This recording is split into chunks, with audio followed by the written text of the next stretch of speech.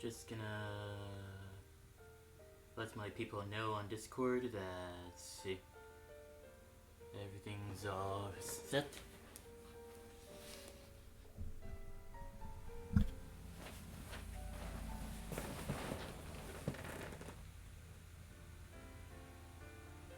I mean, yeah, it does seem like I'm louder than the others. Okay.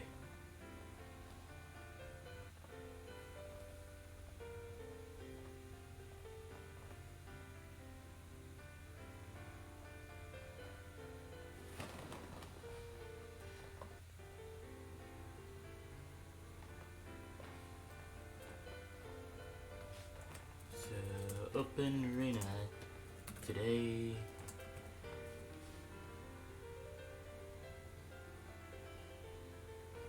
Yo, Bushy, you came in on frame 1? Insane! Alright.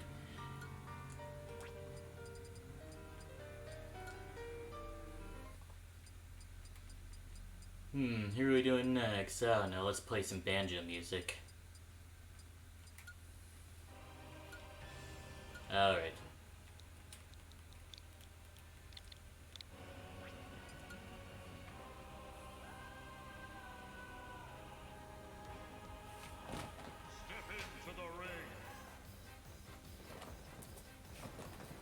Okay, so BPX9Y.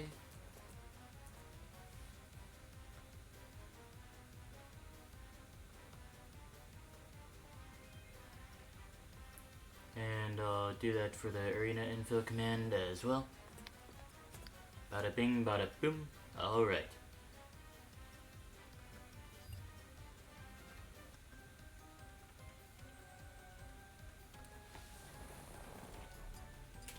So, who are we doing today? According to the character roster, we're doing Captain Falcon today. This costume looks good. Alright.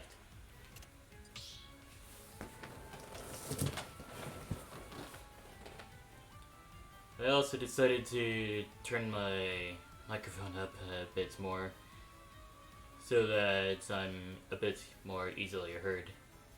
And I guess OBS says it's all good. So yeah, it should be all good. Alright, cool.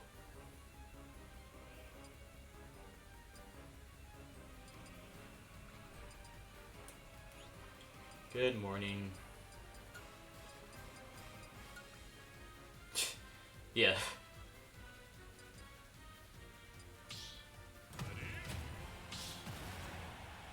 We'll just get this started.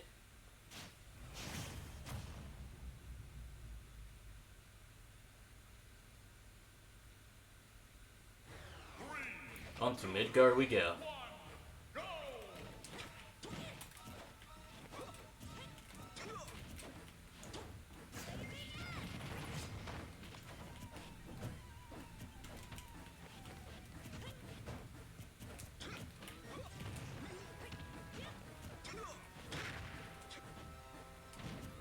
Dash attack 2 knee doesn't seem like too true of a combo. Oh, smash flare! Okay.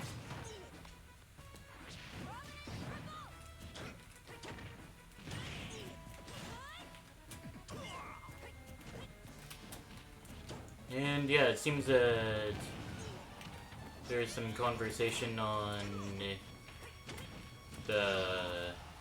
in my works group chat at the moment. Man, that Blazing End just really do be eating away at shields from the looks of it.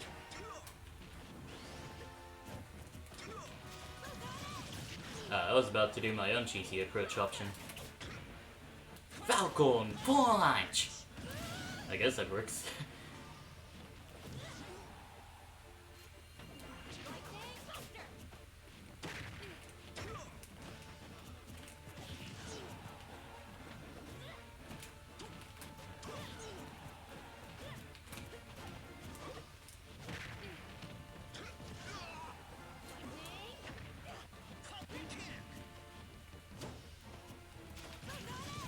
Photon Edge doesn't quite take me out yet. Oh, that was meant to be not Raptor Boost, but Falcon Dive.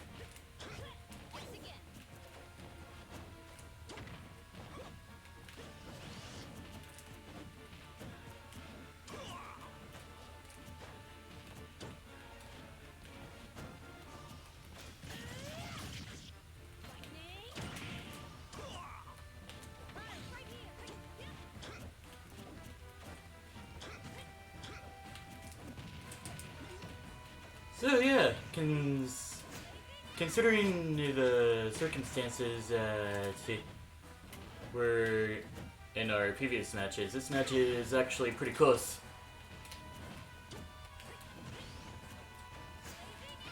Probably because I'm not used to playing a rushdown character such as Falcon. So it may look like that I'm not going to be great with Falcon. Falcon Punch! I'm thankful for the aerial boost that you get whenever the punch actually comes out. Oh, I got the roll read! Okay. And the up smash takes out my second stock.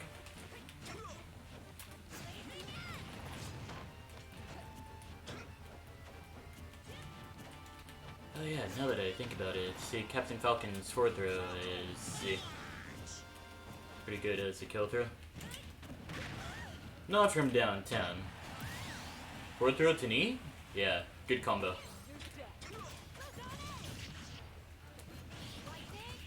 Oh, the Lightning Buster kinda stopped me from getting back onto the stage there. Not sure why I started mashing when SDI was my option.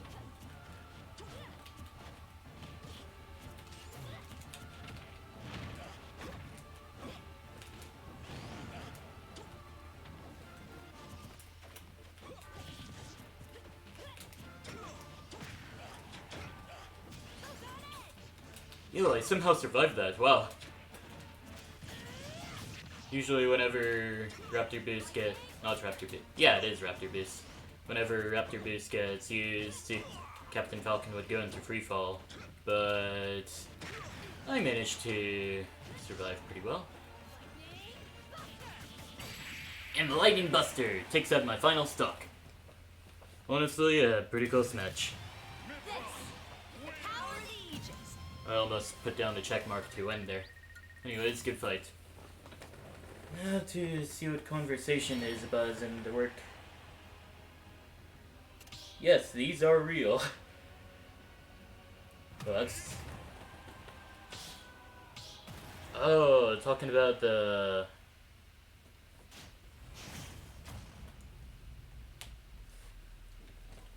Talking about some sort of Sonic shoes that look like they came straight out of the 90s.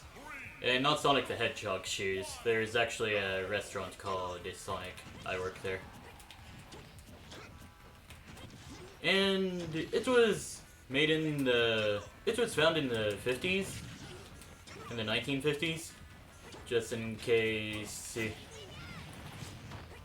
this stream gets found, like, at least 30 years later, and someone's wondering, yo, what type of 50s is he talking about? But yeah, the 1950s had this aesthetic with all the rock and roll diner stuff. And its motto back then was fast and friendly service at the speed of sound, but I don't think that would have been said very often after a certain point. Like, hey, my meal didn't come out the speed of sound, it came out at 4 minutes! Pitiful! Anyways. Almost landed the Falcon Punch, but that did a lot of shield damage, actually. Huh.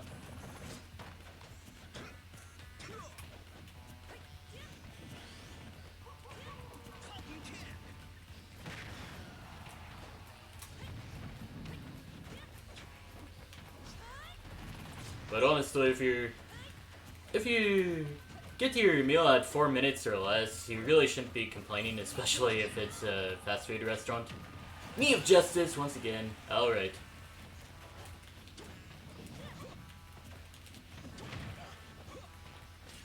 Right, I should be doing the Nair instead of a forwarder, since that doesn't have a lot of reach anyway.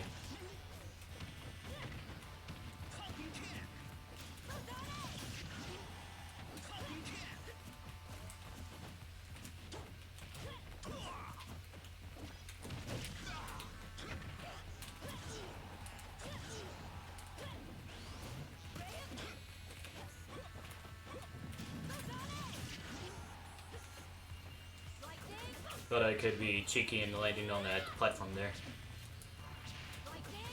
Oh, that's probably dead. Alright. You allowed to jump in? Go ahead. Arena ID's on the screen, and there's no password.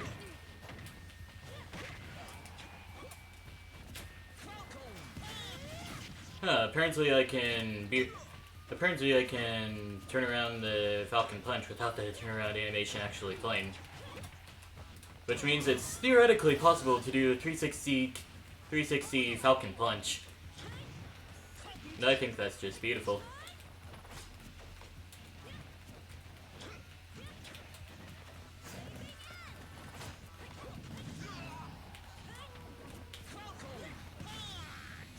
In fact, I just did one right there. Even if it didn't hit, the novelty of it is still there.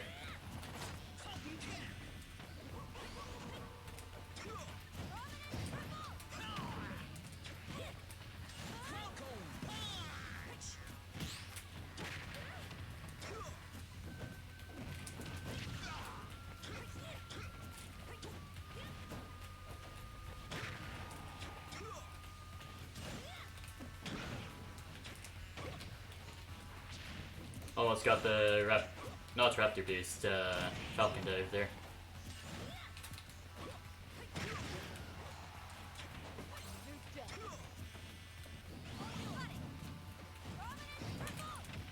Almost got killed twice there.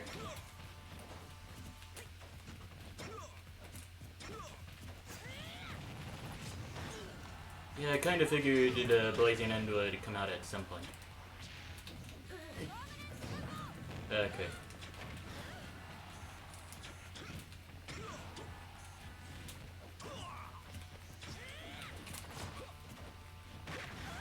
Eventually, one of my dash attacks is gonna take him out.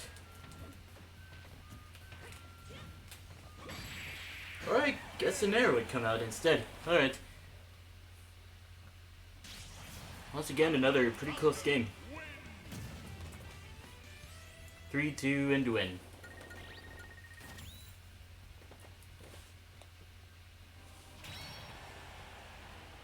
Going up next against Achi.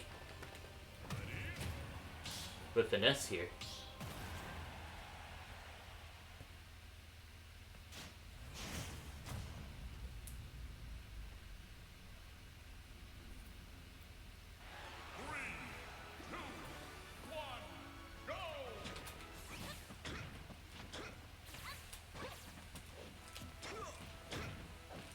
I guess some other stuff that's going on in my life at the moment. So, before the stream started, I was doing some quick play, trying to get my Meat Brawler into Elite Smash, and I came across a player named Die Shower, which reminded me that I should wash my bed sheets. So yeah, I'm doing that right now. And yeah, I'm also taking a shower later on in the day. So yeah.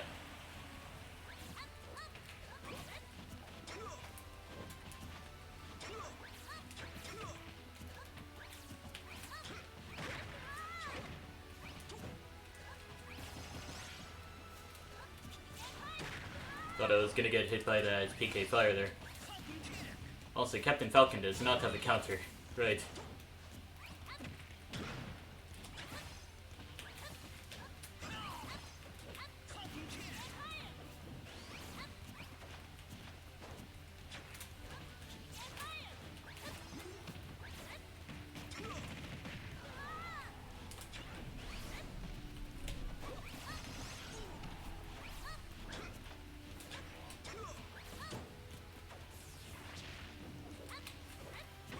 I've seen Captain Falcons use not Raptor Boost, Falcon dive out of shield to get some good grabs in.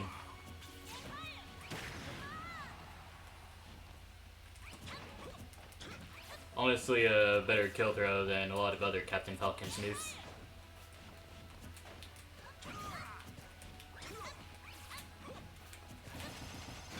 Ooh, the up air takes out my first stock.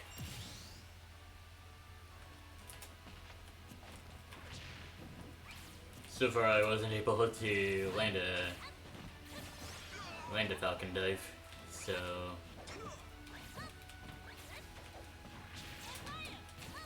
alright, that was a bit greedy on my part. So is that.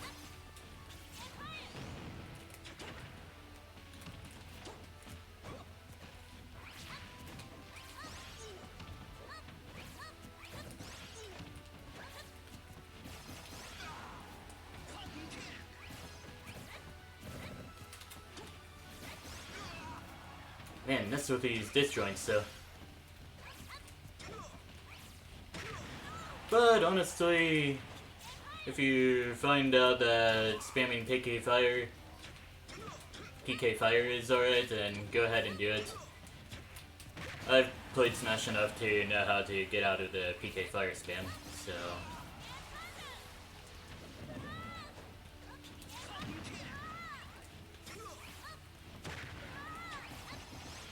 Once again, that was meant to be an up air, huh?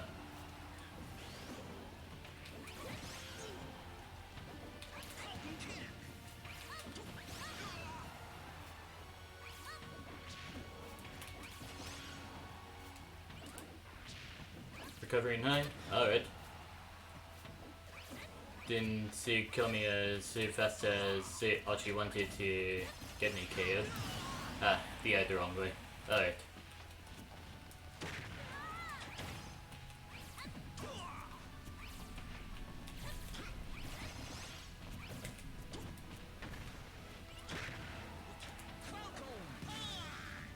Would've been cool, honestly.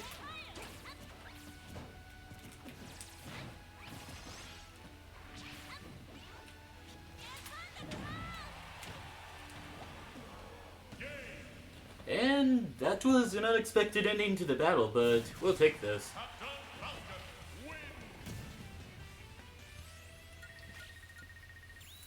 So yeah. And also a good round, yeah.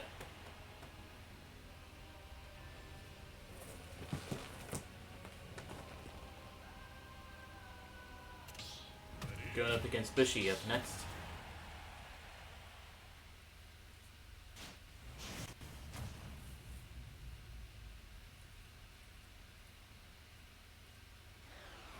On to PS1 we go. Falcon kick! Okay.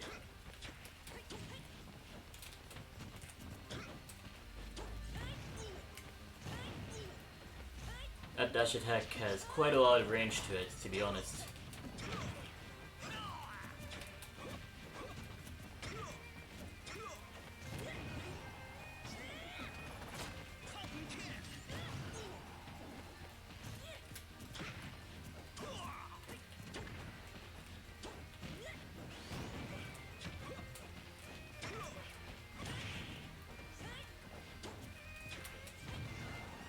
And also for being the fastest character in the game,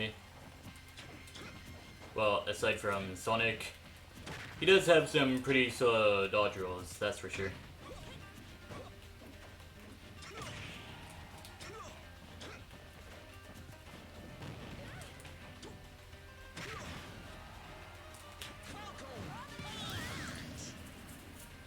Kinda new to Smash, he got a lot to work on. Understandable, yeah. Smash do be a bit complicated in more ways than one compared to other traditional fighting games. Like, you're actually working in a 2D space a lot of the time. Unless you're talking about Tekken, who also goes in a 2D space but in a completely different way.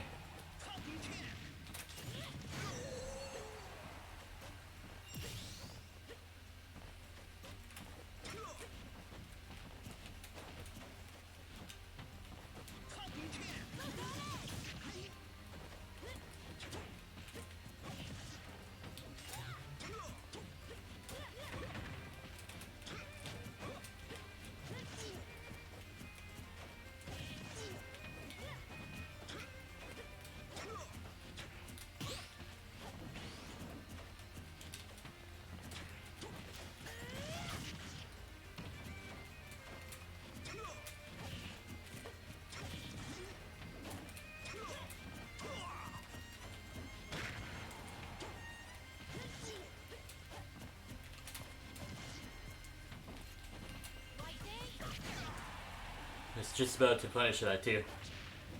Raptor Falcon dive? Not quite though.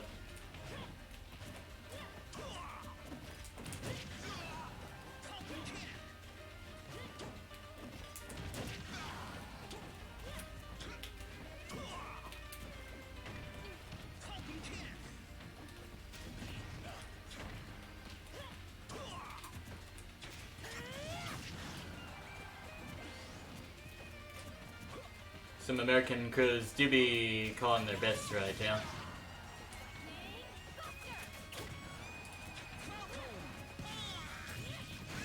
Oh well, there was an attempt. Alright.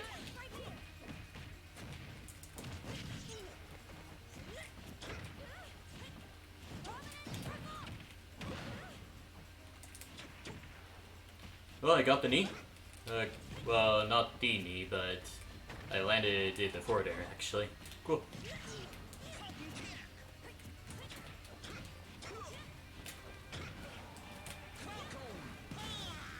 Whose idea was this? Alright. No, we're not doing a money match, but you're free to join the arena if you want. Base boxer. Anyways, Bushi takes another game. Our cause is just.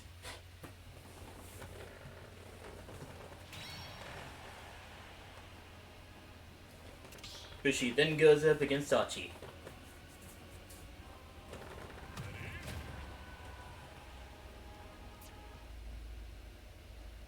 Yeah, I should get myself hydrated, gamers. So I'll be right back to get myself a water bottle.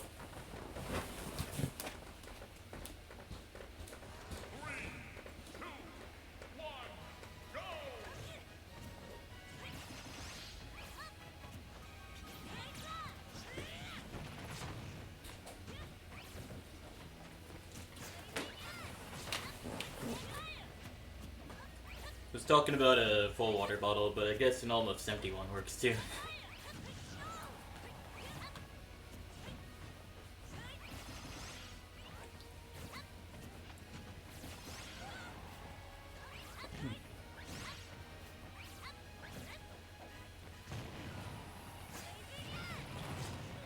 Bushi do be doing quite a bit of damage though. Flame Nova sends Achi off the stage. And to the other side of the stage, I suppose.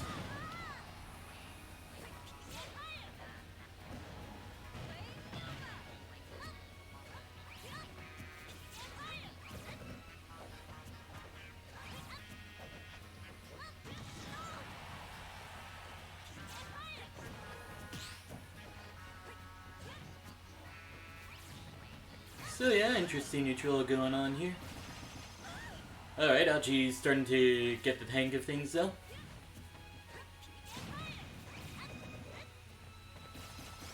Oh, that dash attack almost KO'd, but Achi beat her to the punch. But then the up smash takes out Achi's first stock.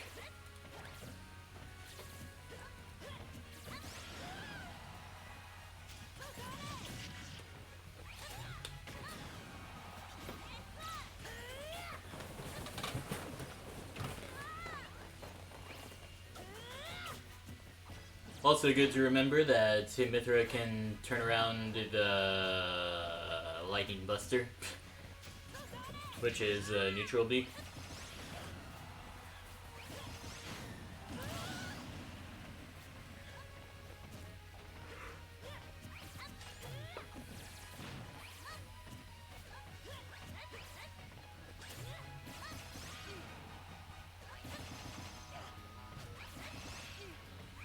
And yeah, each time I think of the Lightning Buster, I think of that time whenever Sakurai was showing off Mithra's moveset.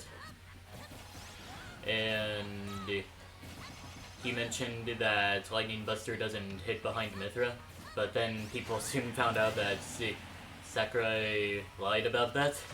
So I guess he was trying to say, unlike Pyra's, Mithra's neutral special doesn't reach behind her. But until that part of my thinking, I really find it strange that Sakurai mentioned that in particular. But yeah, Lightning Buster can hit behind Mithra if your opponent is close enough to her. Which actually makes for some pretty good ledge trapping options, since the move is already pretty disjointed.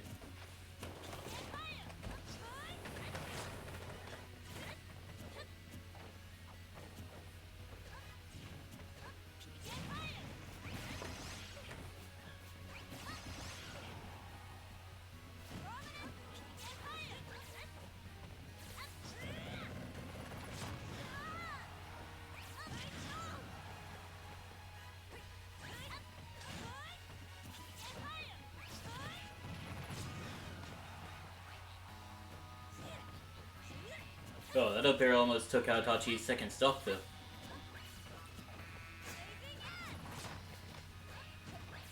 So yeah, it's really good to know how your character works in order to win Smash Bros.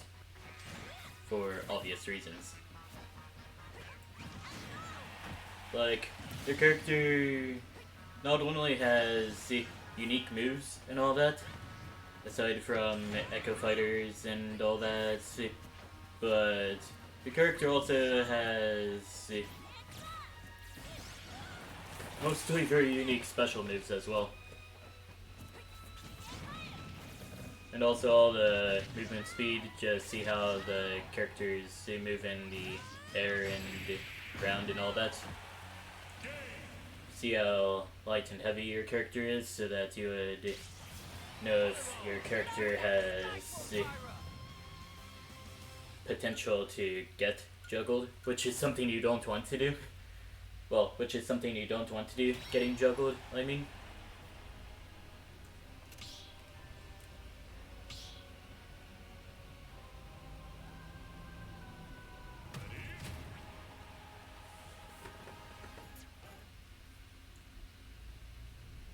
And yeah, you would just need to use a lot of your moves on quite a few characters to... Well, in the case of quite a few characters, you would want to use quite a lot of your moves in order to even survive the game. Anyways, we have a match between K-Prime86 and Bushi. Pyre versus Isabelle.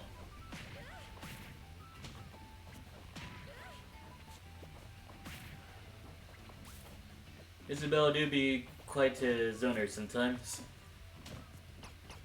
But it just seems that she's kind of a limited zoner in that sense. Like, the only real projectiles she has are the dash attack, forward air, and back air.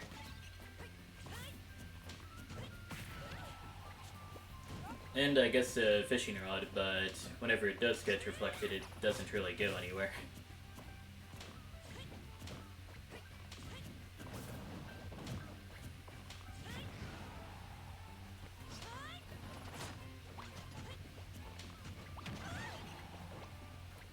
Actually, now that I think about it, I just thought of a way for Isabelle to be a bit more powerful as far as her down special goes. Like, what if her down special, it didn't need to be activated in order for it to go up? It's like, yeah, it's already activated whenever Isabelle wants it to be activated, and also whenever an opponent runs over the down special. But what if, over time, like after 10 seconds, instead of the down special disappearing, it would actually grow out of the ground after a certain amount of time, and it creates an even bigger gyro. That would help with zoning quite a bit. Honestly, that just seems like one of the Zelda down B buffs that happened in the transition between Smash 4 and Ultimate. But yeah, as it stands, Isabelle is still kind of a limited zoner.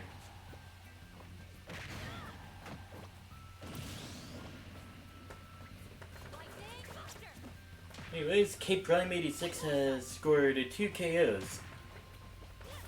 Thanks to Isabel's zoning ability and all that. Even if her zoning ability is kind of linear, it still does get the job done, I believe, whenever you use the tools right.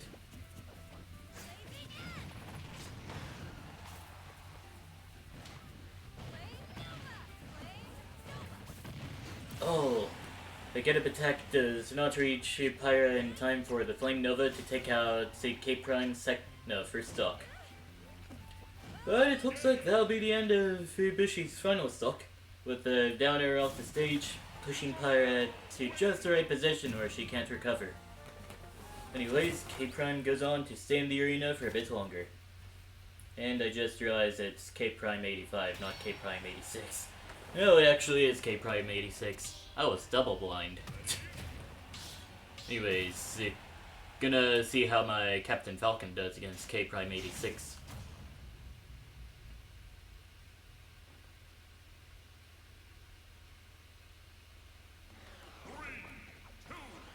Encoding concluded? What? Huh.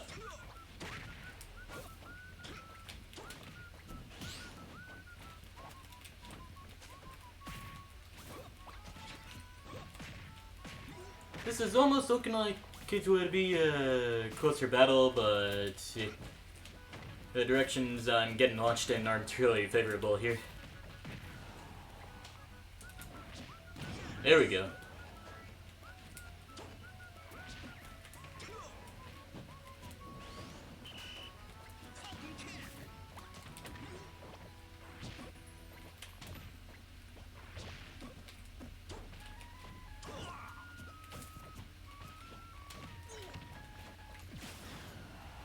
Down smash sends me off the stage.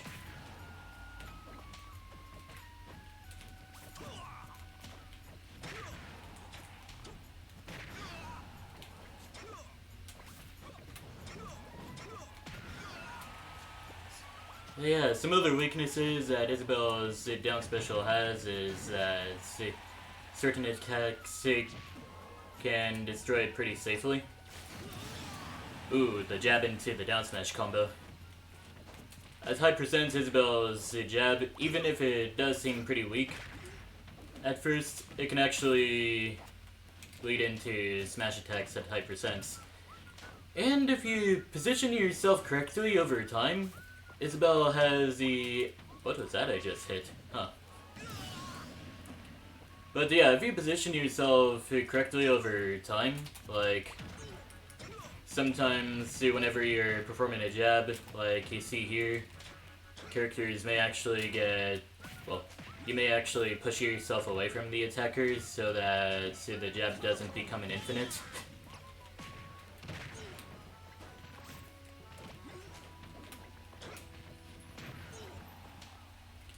So Isabel can... Oh gosh. 3 stock! Insane. But yeah, Isabel can essentially just create an infinite using her jab and just walking forward inch by inch whenever she traps you at the ledge anyways. It's a really hard infinite to do, and the infinite was discovered like very early on in the game. So yeah, it didn't get patched out at all, seeing how hard it is. But yeah, whenever it's done correctly, Isabel can basically just wobble the opponent up to like 200% or something and then KO them with down smash.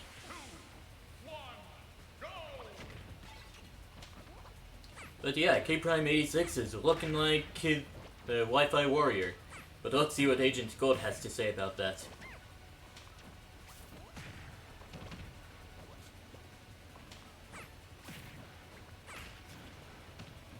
Jigglypuff, more of a floaty character than anything. Second lightest character in the game with 5 jumps and a really good aerial game, unlike a lot of the characters in this game. Although I don't think rollout is that great of a move, which is an opinion shared by quite a lot of other players. Rollout being that move where Jigglypuff spun in place But rest, well, it's really hard to land, really good as a combo finisher. Just need to get the spacing right and all that.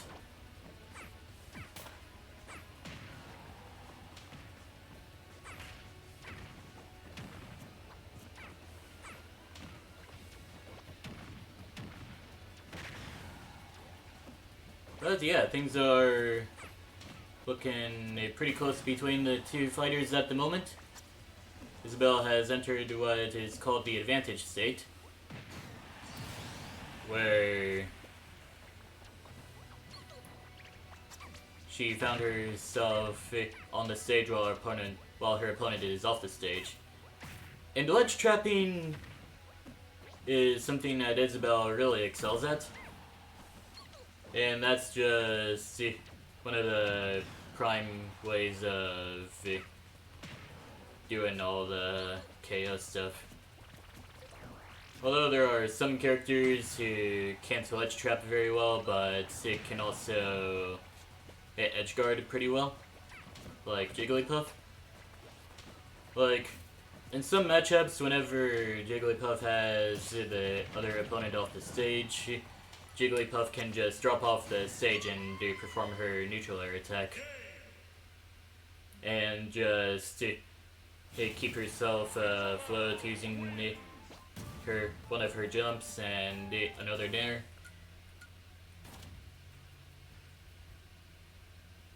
That is for those who like to recover low, though. So basically a lot of the tether recoveries and also those who have to recover low.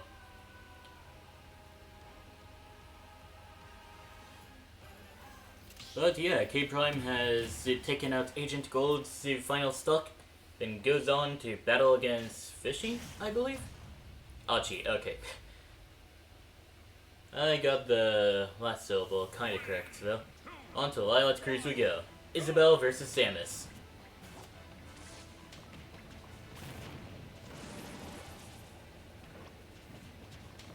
In recent days, this stage that they're playing on, Lilac Cruise, doesn't get played on quite a lot.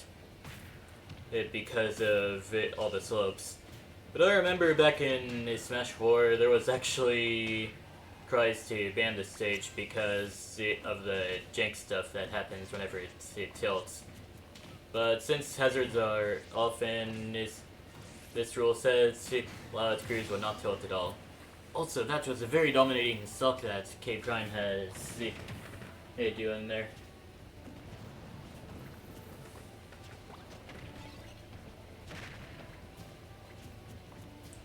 Anyways, Facebook just reminded me that some of my friends have birthdays today. So, yeah, gonna wish them a happy birthday real quick.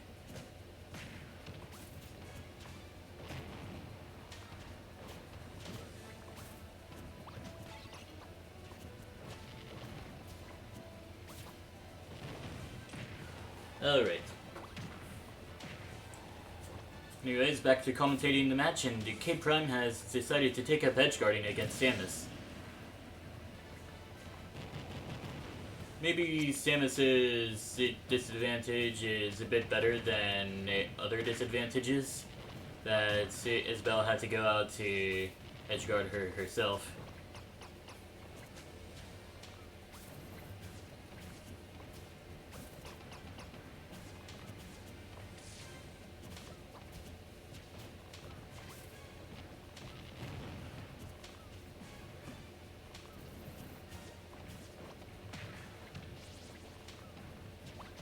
But yeah, things are kinda looking grim for Achi in this battle. And it's only just now that Achi's gotten a chance to work his stuff.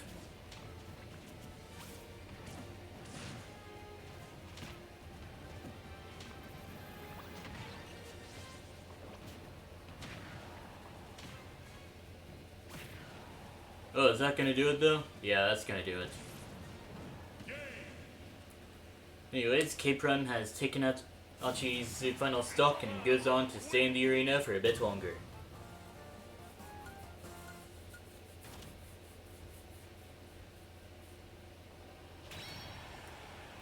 Fishy is up next, who happens to have the same profile picture as Achi.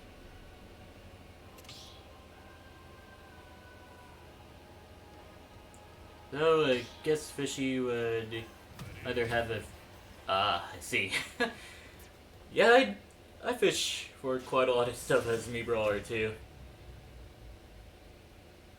The Mii fighters are usually kind of a mystery of what their moveset is, but you do have a general guideline for what their moveset is, so.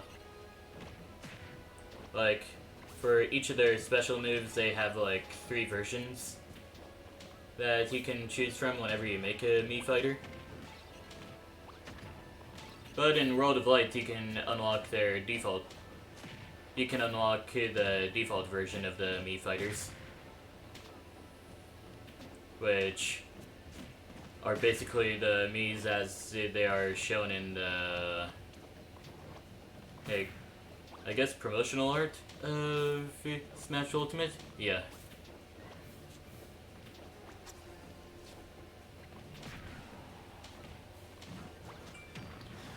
Oh, it almost looked like it was about to snap the ledge.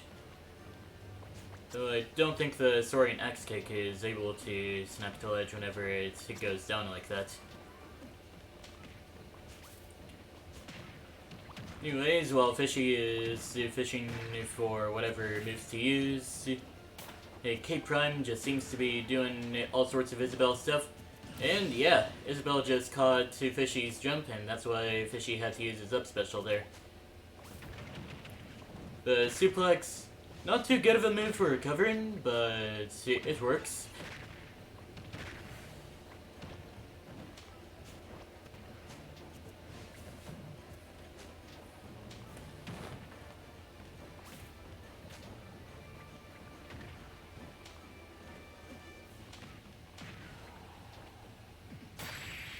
And he suplexed right into the forward smash. And K Prime goes on to stay in the arena for a bit longer.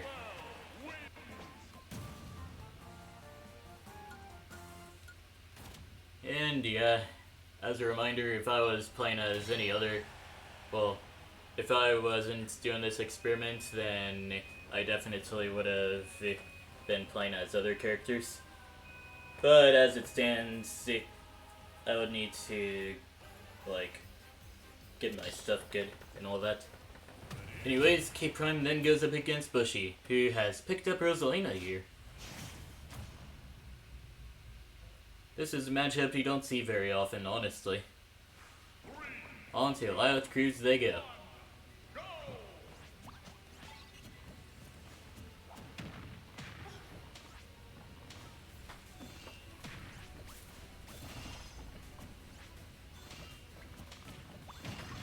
And it almost looks like Bushy's general game plan is to camp out and use the Luma quite a bit. Which, I guess, is Rosalina's general game plan, I suppose. Anyway, since the Luma is the main source of KO power for Rosalina. Meanwhile, Rosalina's other moves that are on Rosalina herself would usually be used as some sort of tools to help her combo and all that. Luma is the real star of the show.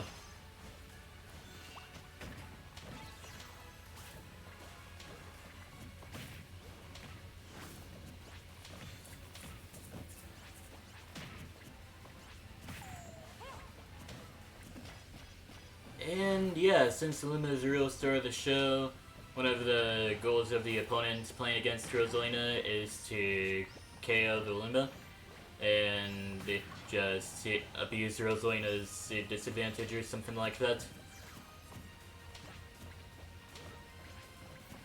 Because, as far as I know, there's not a lot Rosalina can do without her Luma. Maybe.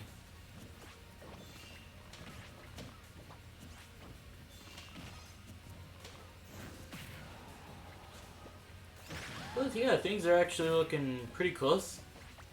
K Prime just KOing the Luma as much as they can.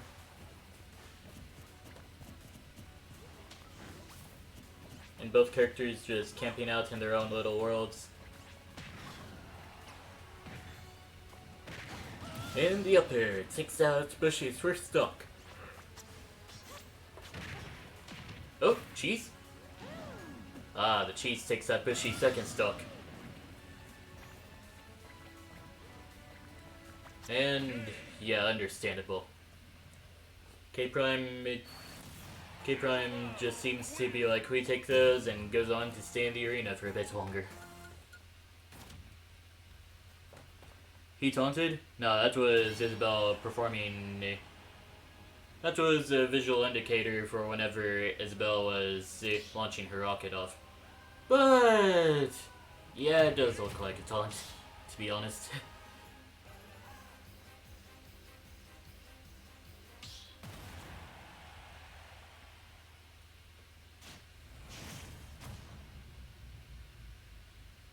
Anyways, gonna sick my Captain Falcon on Isabelle and probably come out broken and battered in the end. Yo, Captain Falcon B&Bs? Alright. No! Man, those slingshots.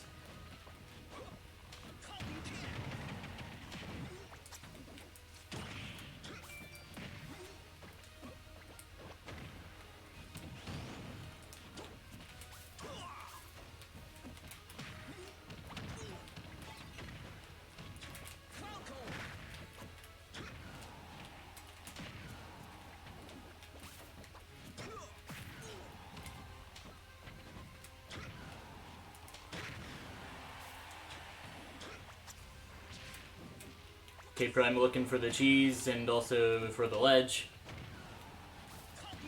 Honestly, not a bad strategy.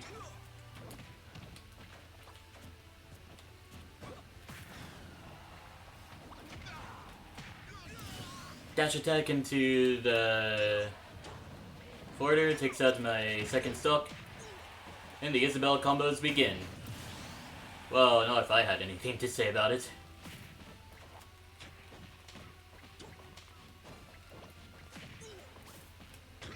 Oh, he actually did taunt?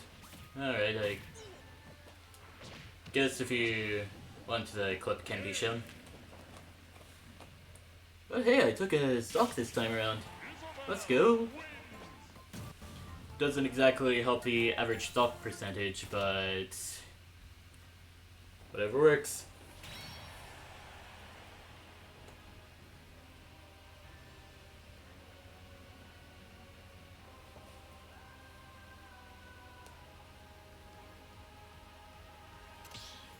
Anyways, K-Prime goes up against Agent Gold up next.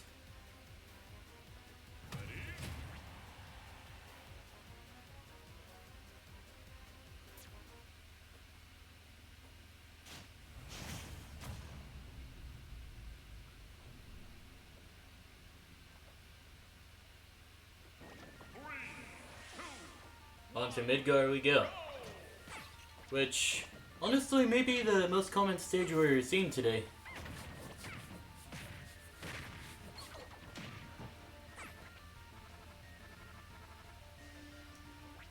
Oh.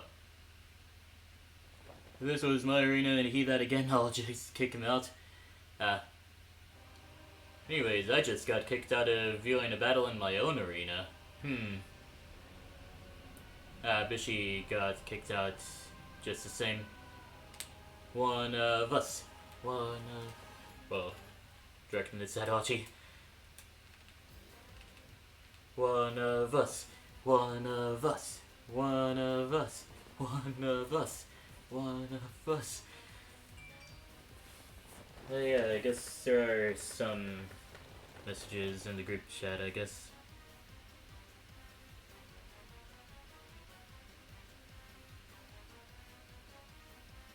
Yo, he became one of us! Let's go! Alright, we're not able to see the rest of the match though.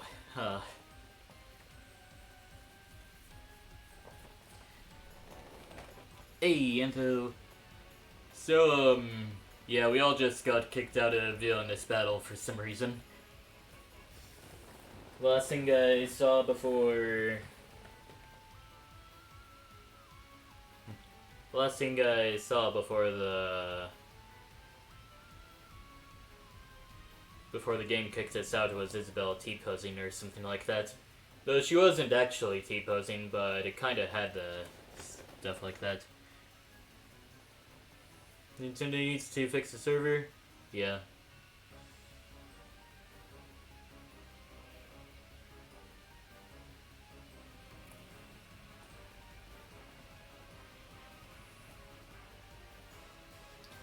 What's wrong, honey? You didn't consume your existential crisis tridimensional sandwich. True, yeah.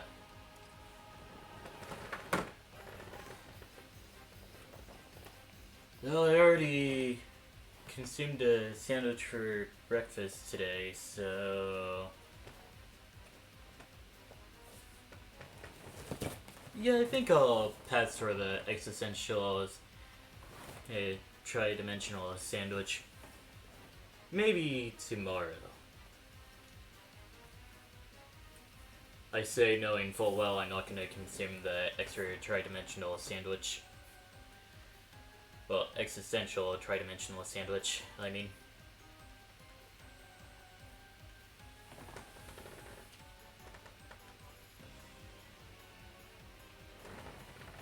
Literally, this is the first time having issues with a Nintendo server, and I grew with Nintendo.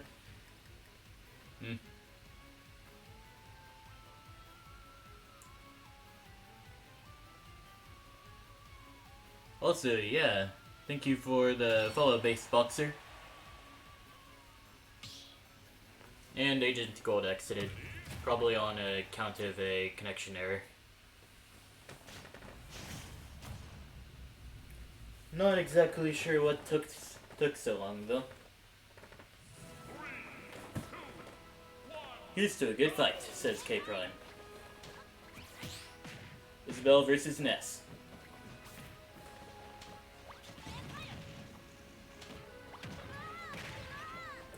On the Sephiroth stage, also known as the Northern Cave.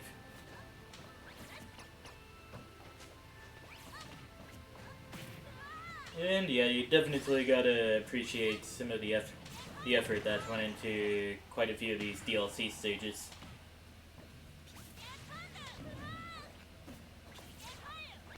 Like, even if it's just a simple layout, the stage can just supply some interesting background or something, just as long as it doesn't cause epilepsy problems.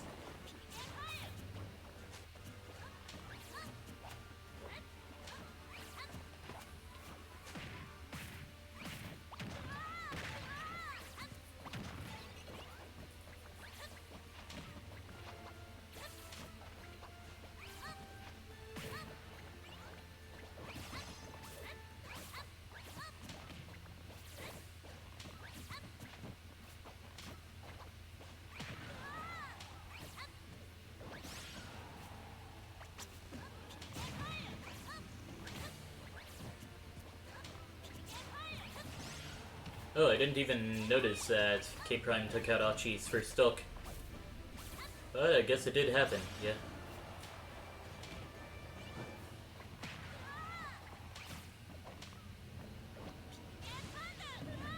Oh, that probably would have been a good opportunity to pocket that PK Thunder for use for later.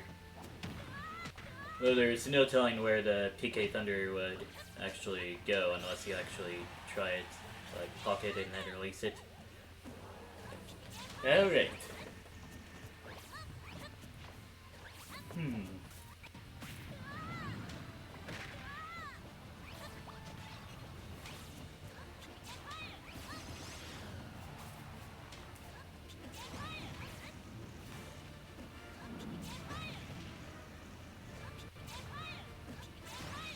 K-Prong just messing around here, and eventually this may come to the point where someone takes out another person's stocks. Well, stock, I mean. Oh, there was an attempt at a combo there. And the forwarder from Nest takes out K Prime's first stock.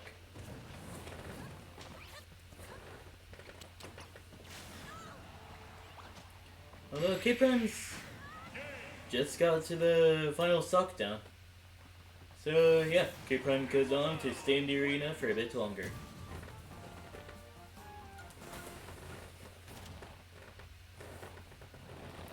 All stages, including DLC stages? True, yeah. Anyways, K Prime goes up against Bushy up once again.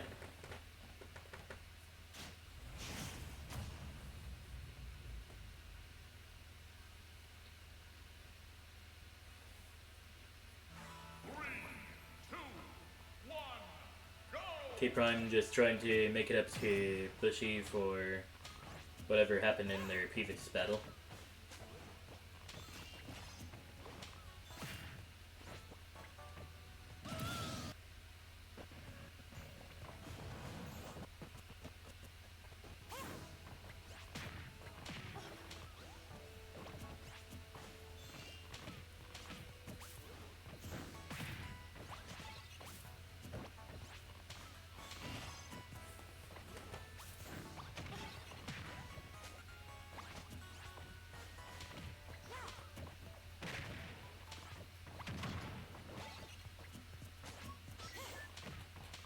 And yeah, it's definitely looking like a K Prime battle so far. K Prime got to full control of the stage at the moment.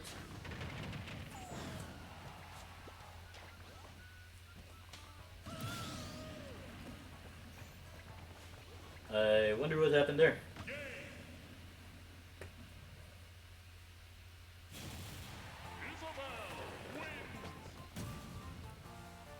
I guess K Prime would go on to stay in the arena for a bit longer.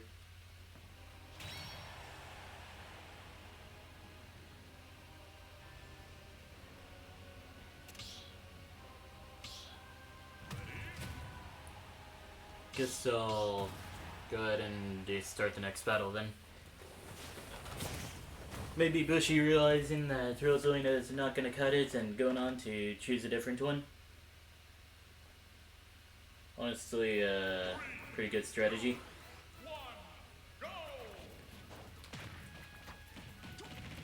Yo, my job's faster, let's go!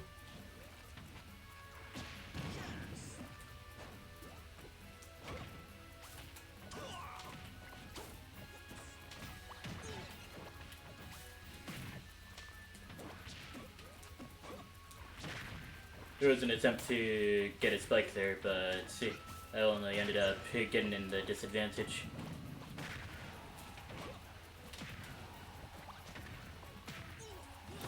Oh, once again, the dash attack into the forwarder takes out my first stock.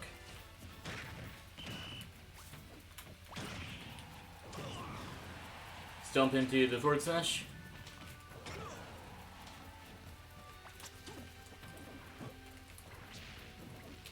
There was an attempt to catch Isabel with a Falcon dive.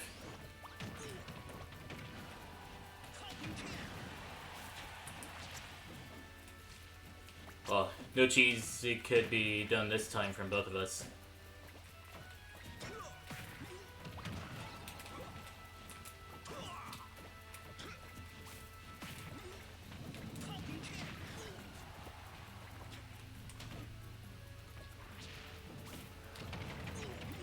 Yo, what?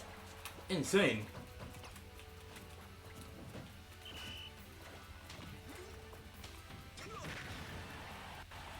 Downer from downtown.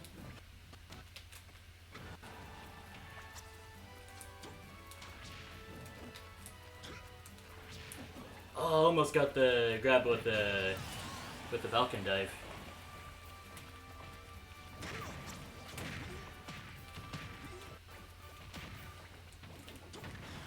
Would love to get a KO at some point though.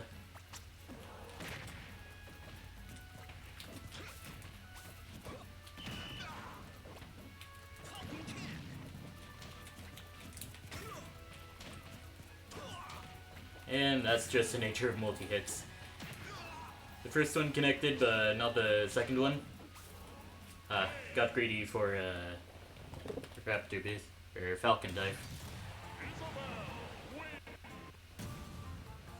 I really don't think the Isabel is taunting though. Ooh, just like that, my average stocks just started to plummet. But yeah, I'll make sure to pay really close attention to whenever you guys do the battle. But yeah, meanwhile I'm going to transition the load from my laundry from one place to another. So yeah, I'll be right back.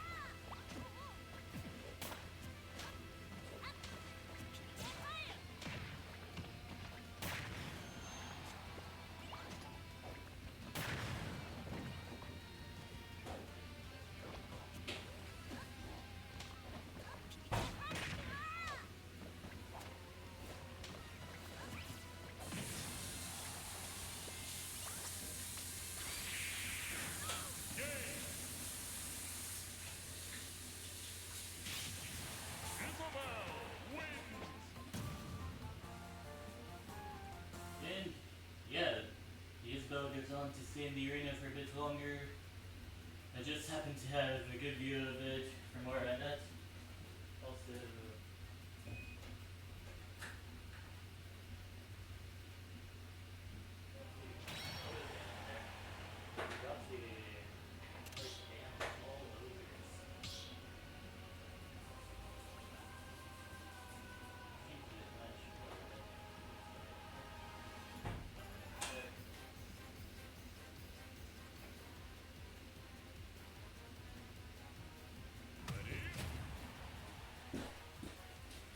oh frick, it's my turn.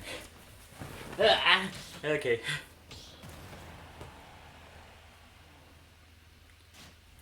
I guess K-Prime had other stuff to do. Alright. Terry versus Captain Falcon.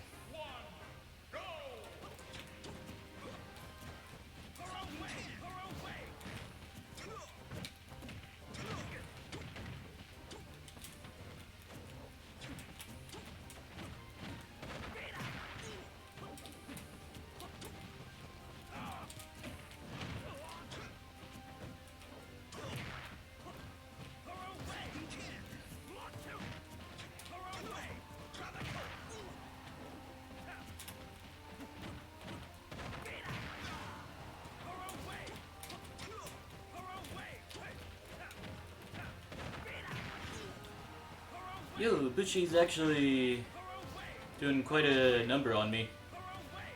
Just need to figure out how to get around do those power waves and all that. Maybe I don't. Huh.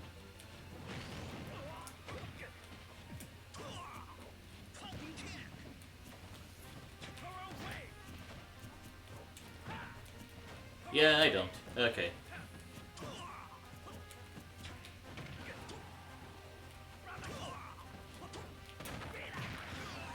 Surprisingly, that didn't come close to KOing. Insane. Alright. But the Burning Knuckle will. Alright.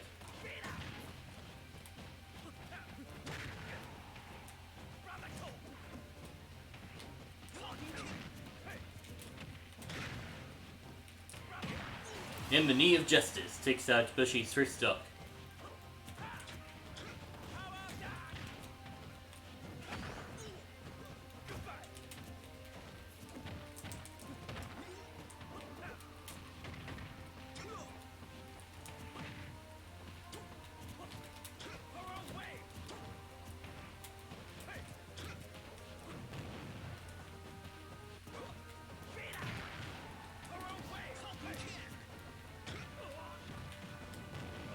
Yo, the Reaps? Alright.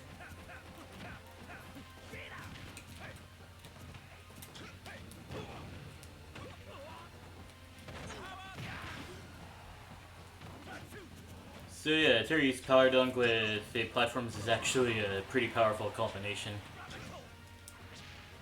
It's like you could just initiate a Power Dunk below a platform and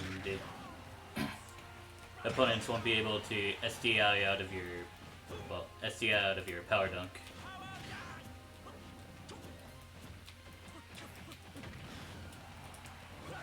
Almost got the Knee of Justice. For some reason I decided to do the forward air again. When I know that the neutral air would have been a lot better.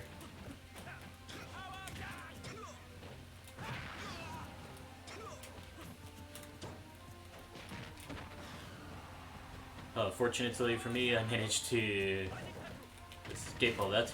Anyways, the neutral air takes out Bushy's second stock.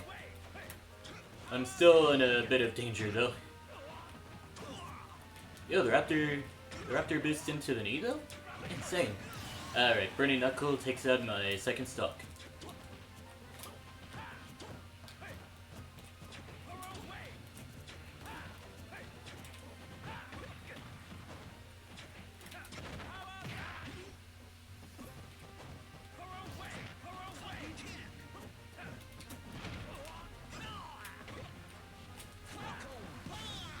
Good dodge of the Falcon punch there.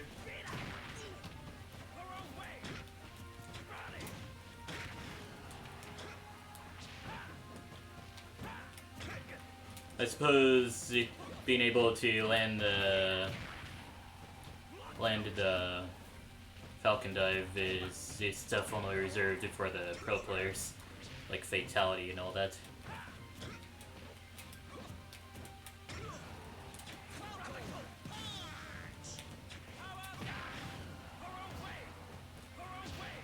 Oh, I thought I would snap the ledge there. Insane. Alright, so that's a 2-3 and no win.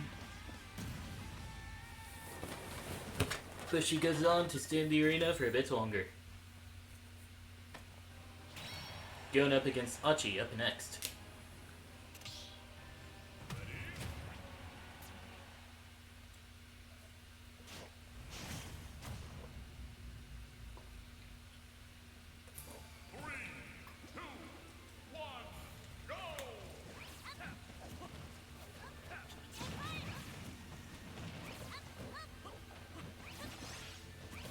And yeah, going on to Fountain of Dreams next.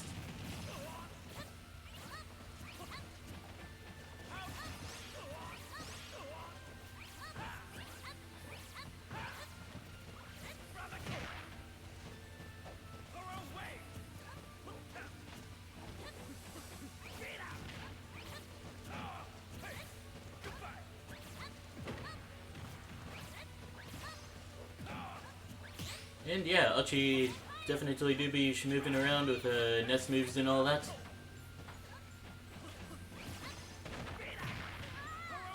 Power dunk.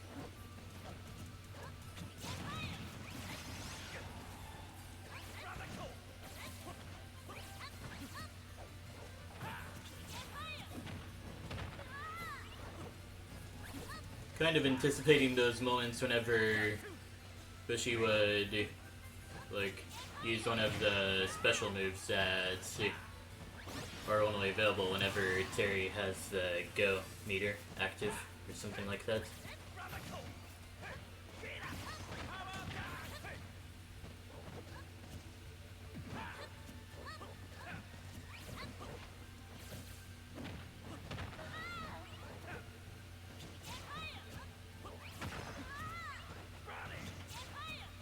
And yeah, the easiest one to activate in my opinion is the Buster Roll, where you do 2 quarter circle forward inputs and then the attacker special button, and then Terry would proceed to be a douchebag by asking, "Are you okay?" and then punch you in your face, and then punch you in the face.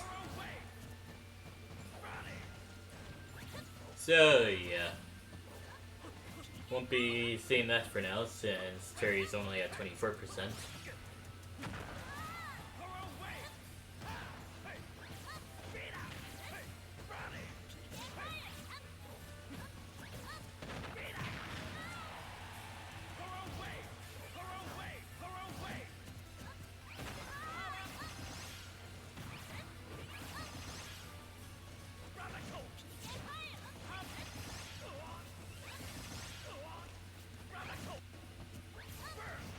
Almost looking like Achi would score another stock here.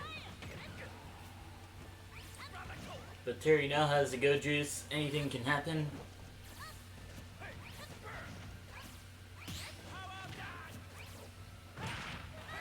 And the down air from downtown takes out Achi's his first stock. Man, that last sentence I spoke there almost sounded like Gollum from Lord of the Rings, like, that takes us out Achi's first stocks, or something like that. I know some people who can do some really good Gollum impressions, and what I just did there wasn't one of them.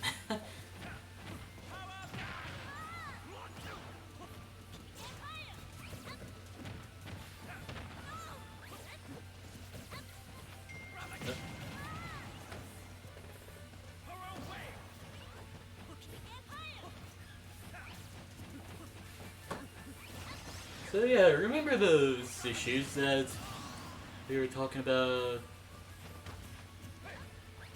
Actually, what the heck, I'll just put them on the stream as soon as I can. They really do scream 90s, that's for sure.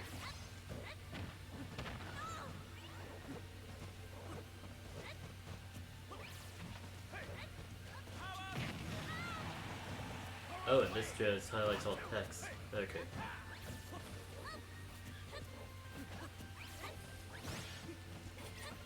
I guess the only way to save that image would be to take a snapshot of it. In which case I'll then send it to myself on Discord.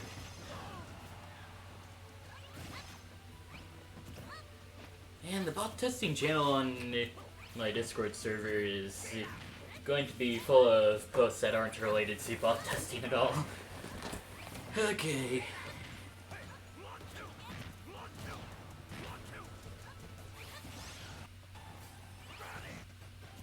I'll just put this here.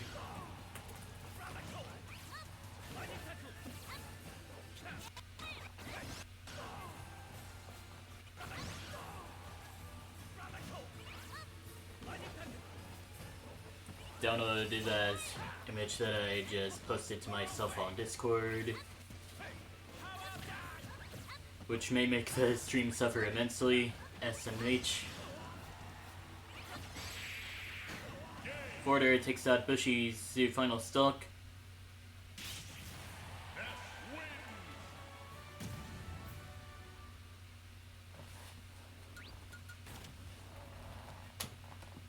Wait, where did I even put that image? Did I put it on the desktop?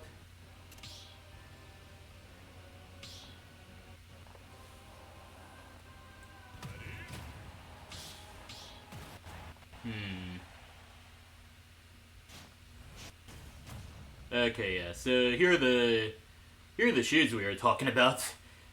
Just gonna hide that image in the meantime.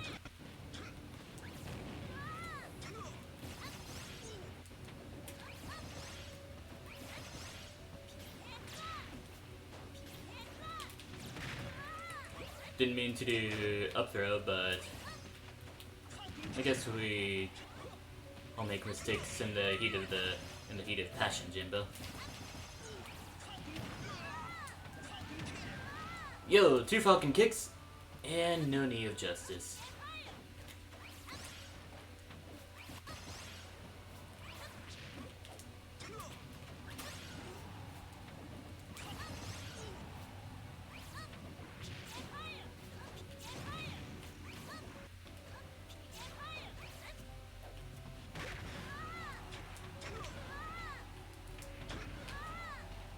Maybe another up air will do it?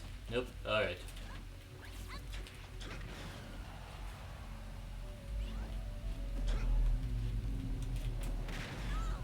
Fourth throw doesn't quite do it. But then the back air from Nessa's feet, I guess. Takes out my first stock, and then I return the favor with the dash attack. Things are looking pretty close.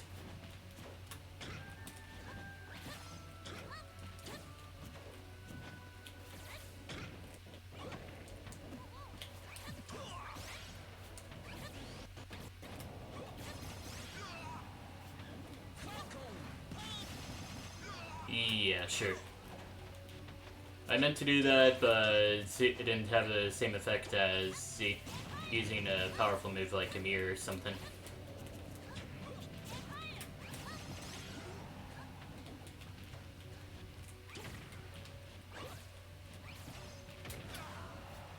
Actually, now that I think about it, people say that the really powerful, strong-hitting moves like Amir, Fail Not To, Warlock Punch, Ganon's Up Tilt are very bad and should never be used under any circumstances aside from a shield break punish.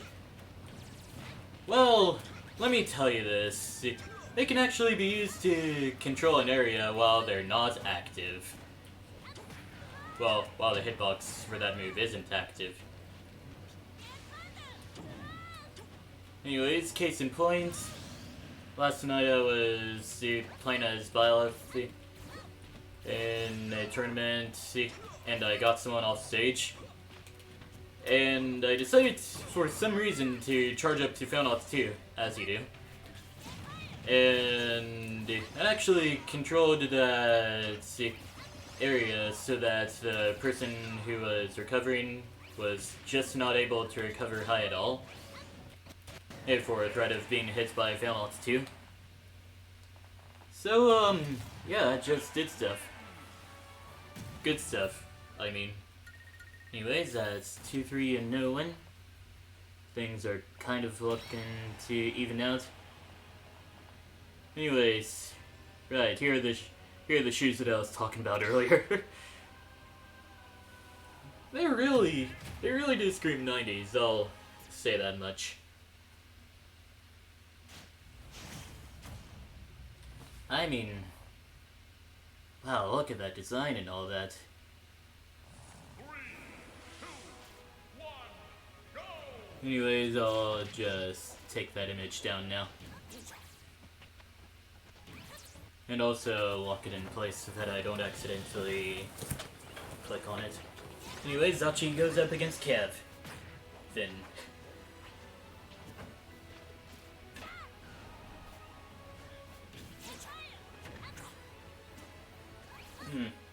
Now that I take a listen at the laundry room, it's a little too quiet, so I'm gonna go check on it.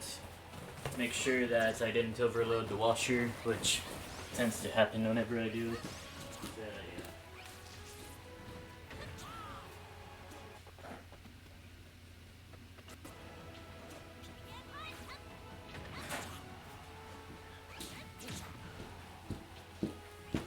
Things are pretty good. Anyways, going back to the actual commentary of this match.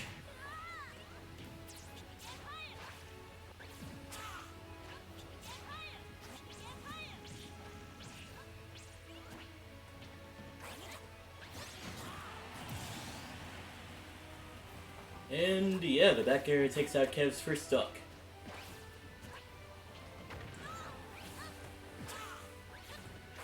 So, yeah, there's a bit of a misconception I see with Greninja.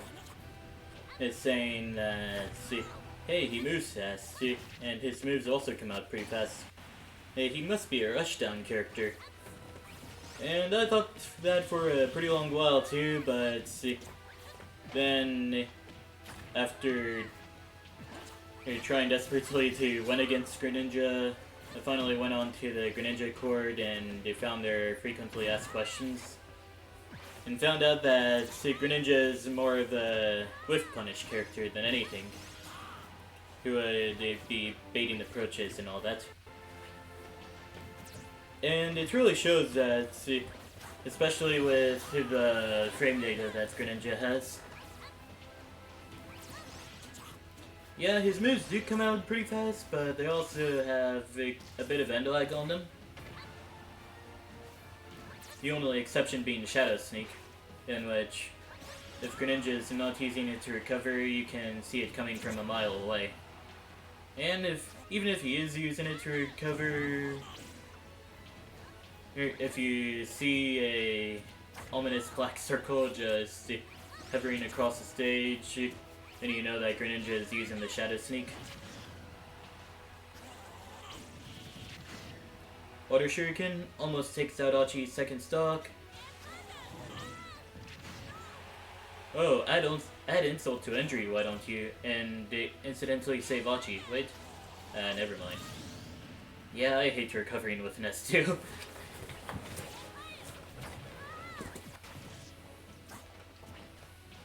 Meanwhile, Lucas, it definitely seems a lot easier to recover. Like, yeah. And Ness does seem to recover faster than Lucas, but that's because of how fast the PK Thunderbolt goes.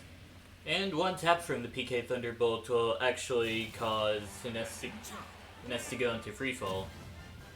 Like, if you decide to go out and get hit by the PK Thunderbolt, then yeah, Ness will just go straight into freefall, and you just get a free stock off of that. Lucas is a different story, though he recovers slower than Ness. The PK Thunderbolt will actually not disappear whenever it hits anything. Well, except for a wall or a floor. But that's just about it, actually. Anyways, I didn't expect Kev to win this battle.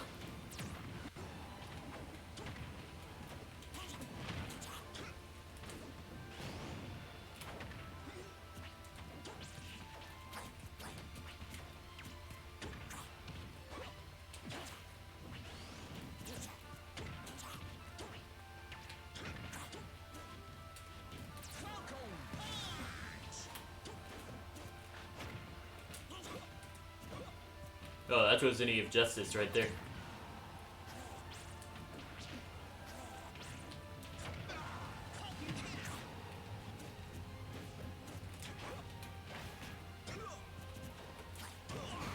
Roll behind and do forward smash. Honestly, a pretty good strategy.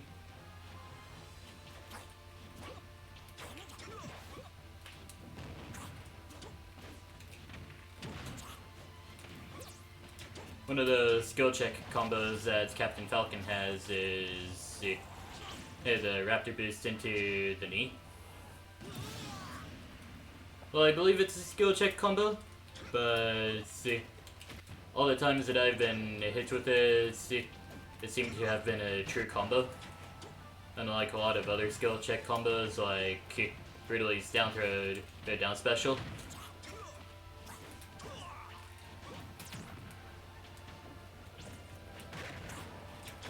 which used to be so good, but then but then a patch happened where the cutscene part of the move, it doesn't happen after a grab. Probably to fix a broken double strategy that Ridley and K-Rool had, where K-Rool would down throw the opponent right into the ground, and then Ridley would do the cutscene damage. So, yeah, down throw skewer isn't as good as it once was, which is really sad. But yeah, if you want a more true combo for Captain Falcon, Raptor Boost to neutral air actually seems pretty good. Oh, that's Shadow Snake coming up. Okay.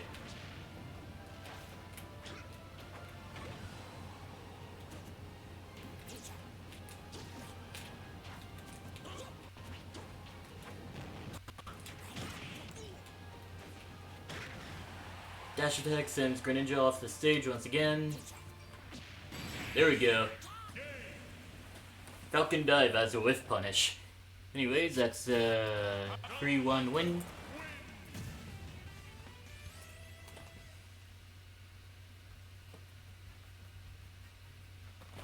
There we go. Results have been recorded. Okay. Going up against Achi up next.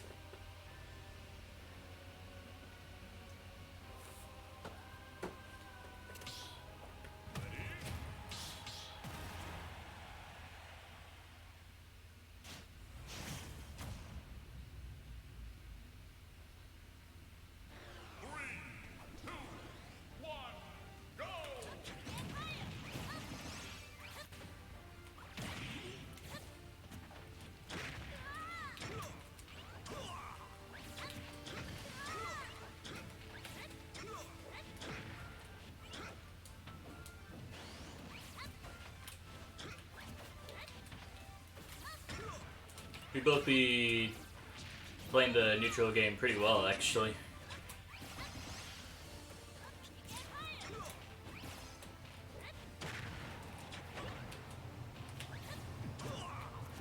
Thought Ness was gonna drift more towards me, and I was ready for that forward smash. Well, ready with that forward smash anyways.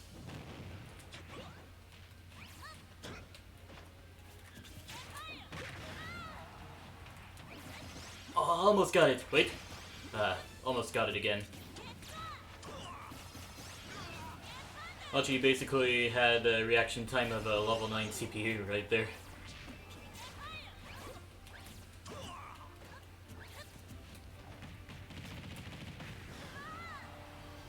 Maybe just realized that the gentleman jab would have worked perfectly fine there. Anyways, Raptor Boost to up air takes out Achi's first stock.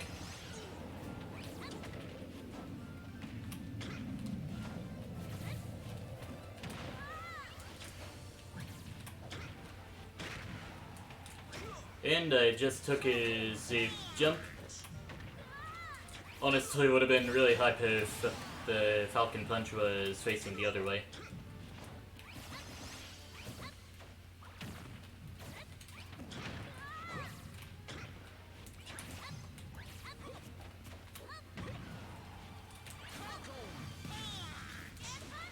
There was an attempt. Hey, thanks for the save. Alright.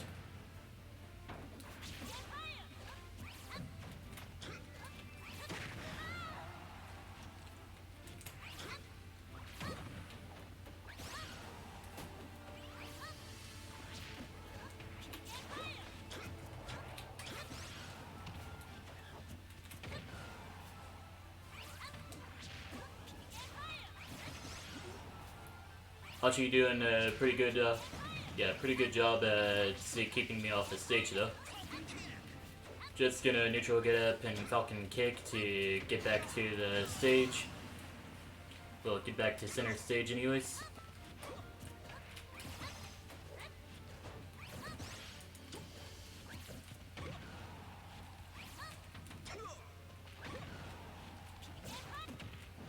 Is that gonna do it? Nope, not quite.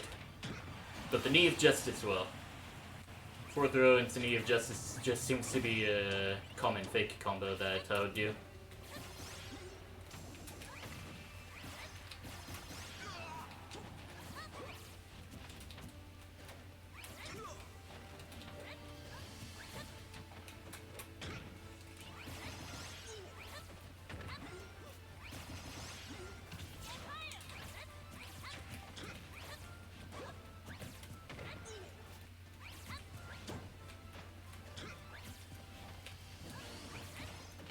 So yeah, definitely looking like Achi would win the battle here.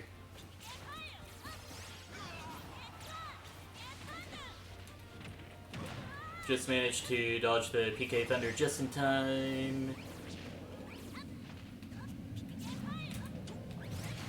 And the back here takes out my final stock. Pretty close match if I do say so myself. Right, the bottom text box is stocks lost. Okay. I'm getting the hang of it. But yeah, good game.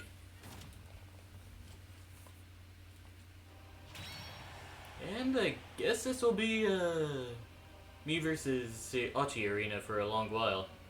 Just keep in mind if more people tell me they want to join and the max limit has already been reached, I will be kicking any spectators out of the arena, just so you know. Alright.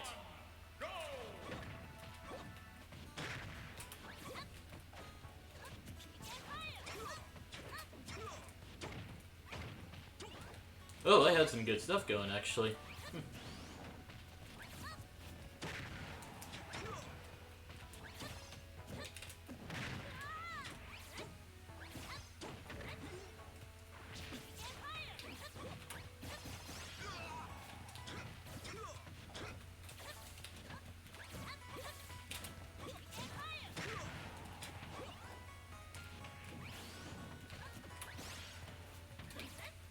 Man, that's... The whiffed version of Raptor Boost in the air actually just seems really fun to mess around with. It's like, oh, you think I'm gonna go forward? No, I'm gonna go backwards.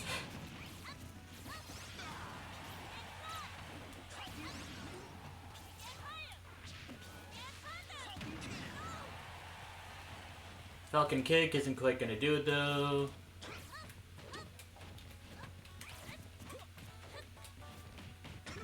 There we go, got the gentleman jab, but it didn't quite kill you thanks to Achi's DI or something. Or maybe the game just lied about if that was a critical hit.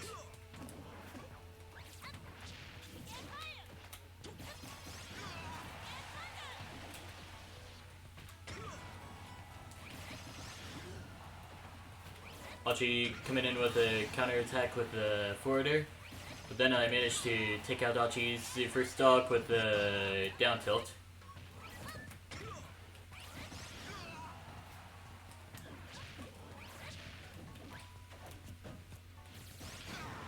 And the dash attack takes out my first stock.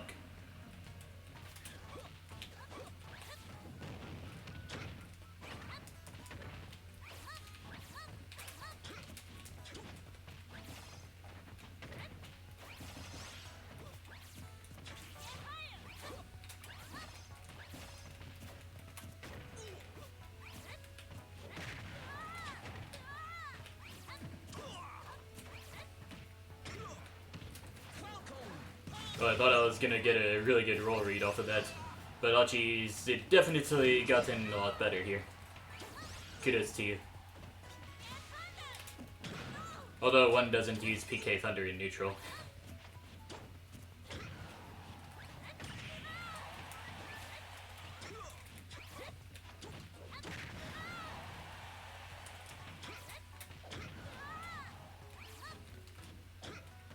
Almost got the Knee of Justice. And the back air takes me out instead of the Falcon dive taking Achi out. There we go. Falcon dive takes Achi out. Now we're both at one stock left.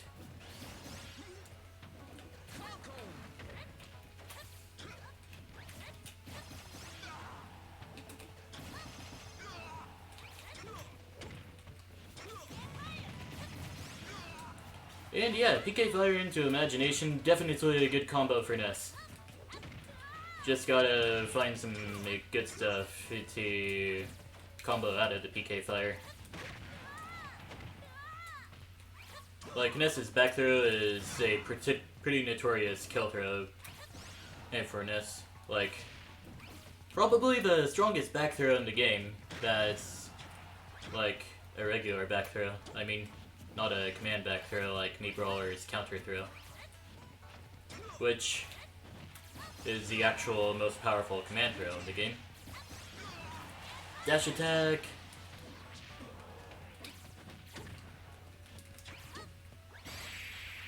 Oh, I thought my back throw was gonna come out first. But still, that was another great match.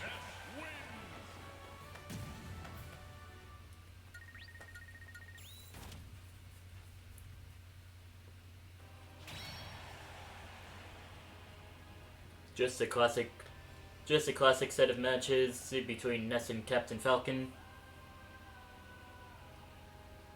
I mean, yeah, Captain Falcon definitely seems fun to play, but see, I feel like I'm flopping around all over the place with him.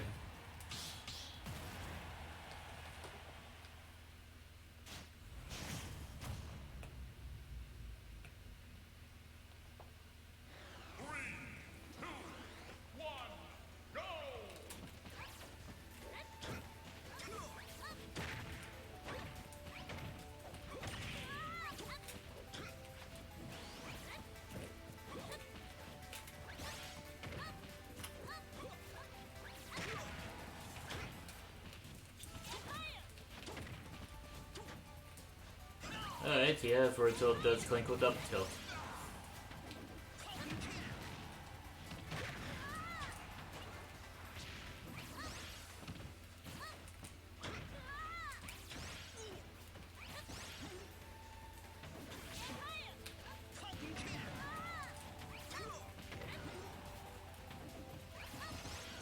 Ah, why did I try to cover high? Well, I guess that works. That was meant to be up here. Okay.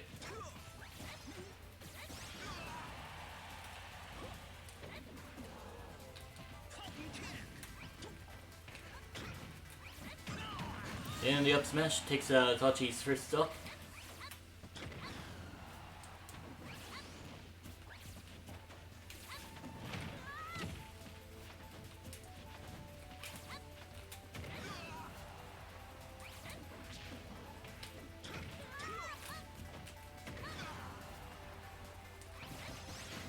Nice forward there. Takes out my first stock.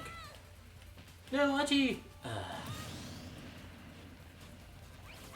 Honestly, yeah, one of the most important things for a Ness player to learn is how to recover.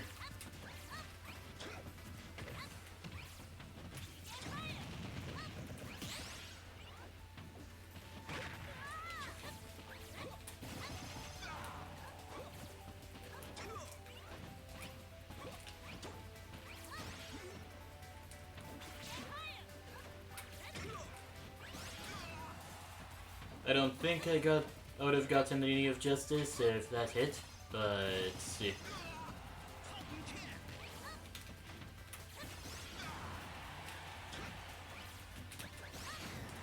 And the back air takes out my second stock.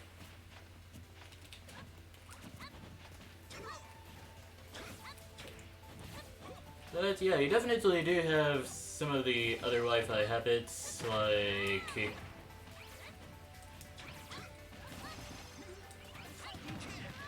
Well, I guess I wouldn't really call it a habit unless I see it consistently. But yeah, avoid doing the same thing over and over again whenever your opponent just got off the respawn platform and hit invincible.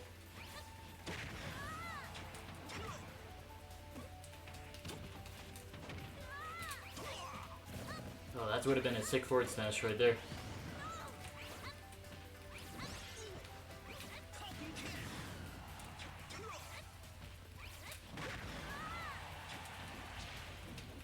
Almost got the Falcon dive. And that back throw will almost take out Archie's second stock, or final stock, I mean.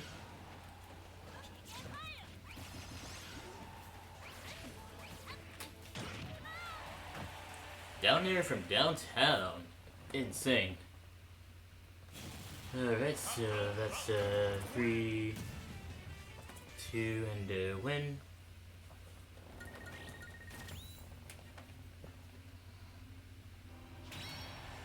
Hey, a new person. Welcome to the arena, Luke.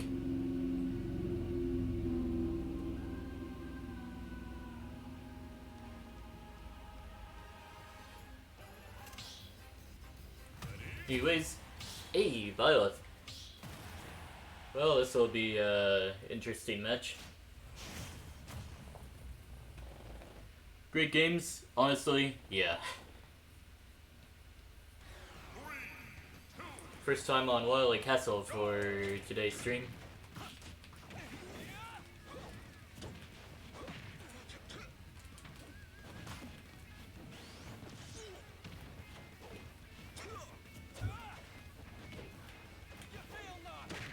That's an interesting sound to come from the washer.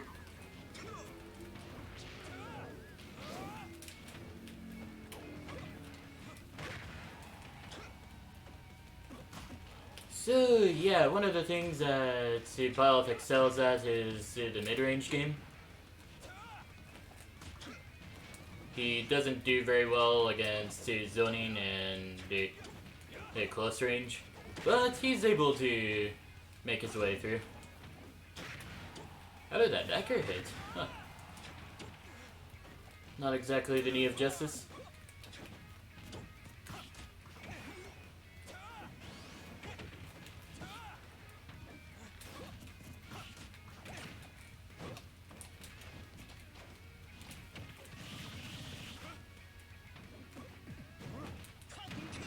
Falcon kick takes out Luke's first stock from downtown. I see.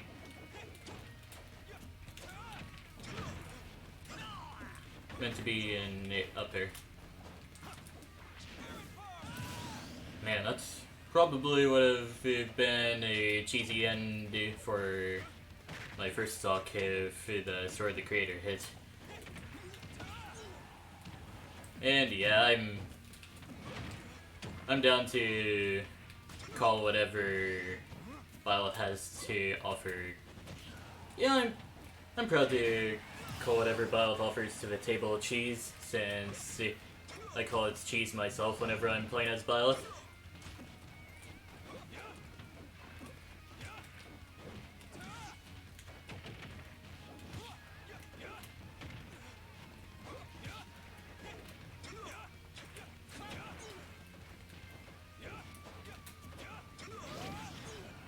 Air bar sends me off the stage, and it looks like Luke is in the advantage at the moment.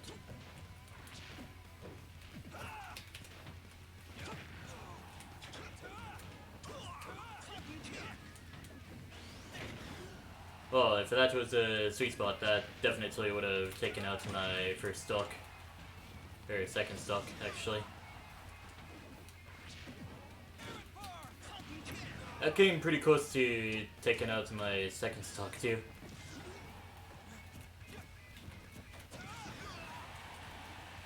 In fact, Luke's been on point, pun intended in hindsight, with the sweet spots, forward smashes, and back airs. I mean, wow.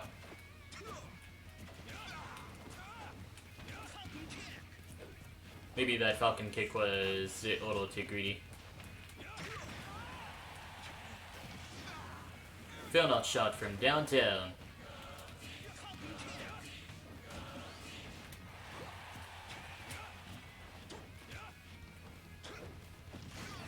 And then the forward tilt takes out my second stock.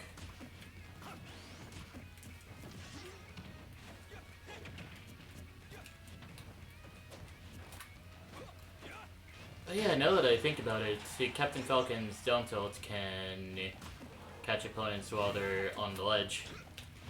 Just gotta catch them while they're on the ledge.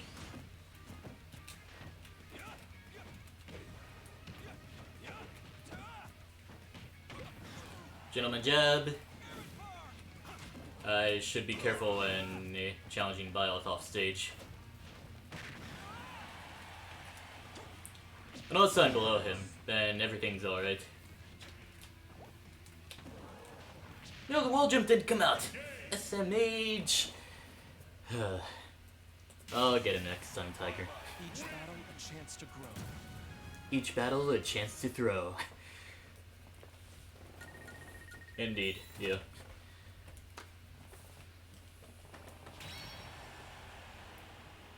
Alright, everyone's in the... A lot of people are in the arena now. Luke then goes up against Achi.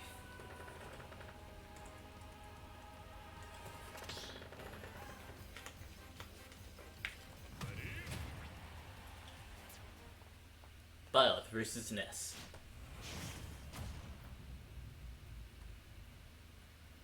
So yeah, apparently Ness can charge his down smash and up smash while close to a ledge, and they basically have that be an edge guard, since his yo-yo actually acts as a hitbox while the move is charging. And yeah, hitboxes on charging smash attacks. It is a bit of a rarity in Smash Ultimate. The only other times where characters have hitboxes while they charge smash attacks are with Corrin's forward smash, Snake's up smash, and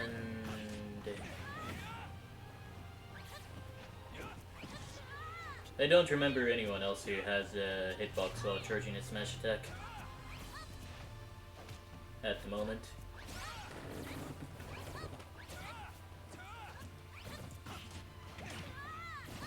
Oh yeah, Bushy's back. Welcome back.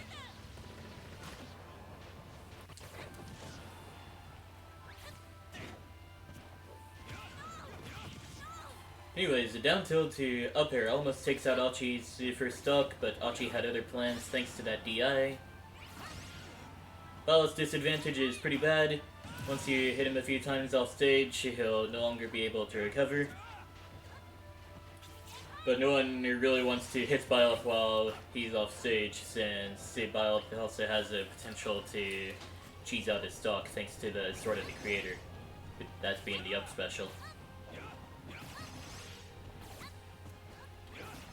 Whenever opponents are below 50%, if they get caught by Byleth's Sword of the Creator, they'll just be tossed out into behind Byleth,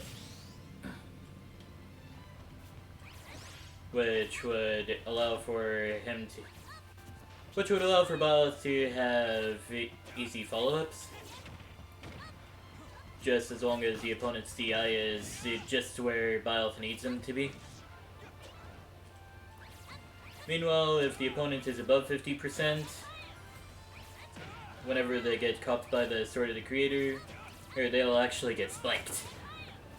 And yeah, opponents are usually above 50% whenever they inevitably go to challenge Byleth off stage, and then he just catches him with the Sword of the Creator. I used to laugh like a villain whenever that happens, but then whenever that happens now, it's like, just another Tuesday or something like that.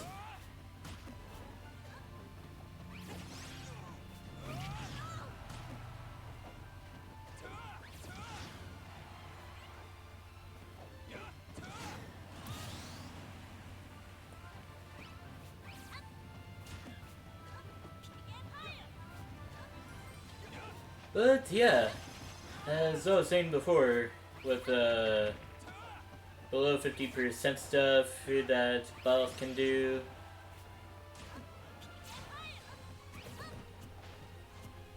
it's like there are quite a few things that Byleth can do below 50% off of Sword of the Creator. All depending on the opponent's DI, of course. Like, he can swing out with his Mighty Sight special, or he could use a back air, up air, or a down air. The down air only applicable if the opponent DIs in or doesn't DI at all. In which case, either way it would lead to an extremely early kill, either off the top or towards the bottom. The top kills just seem a bit funnier, in my opinion.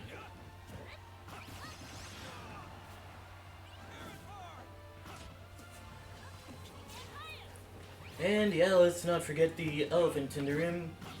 There's a 0 to death buff can perform on Donkey Kong. And when the conditions are met, the combo goes up special, buffer nair, and drift backwards. And then perform another up special, buffer double jump, and then drift backwards with an air. And then finally perform another sort of perform up special again, and then a side special. At that point, you're well into the zone where the camera doesn't follow you, and you're in the magnifying glass damage range, and you just swing that mighty air bar towards Donkey Kong, and yeah, he's dead, like Chunky.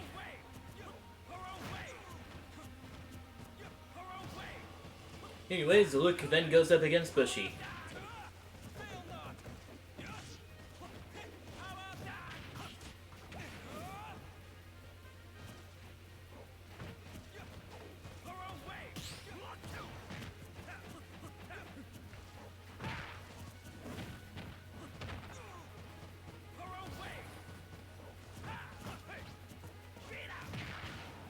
And yes, looking like a bit of a back and forth battle so far.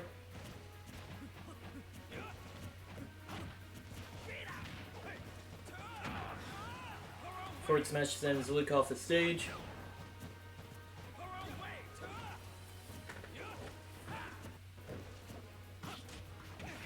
I was originally intending on just staying as Captain Falcon for the remainder of the stream after the experiment was over, since he just seemed so fun. But then I see a fellow Byleth main, and I'm like, alright, I'd love to teach this guy a lesson or two.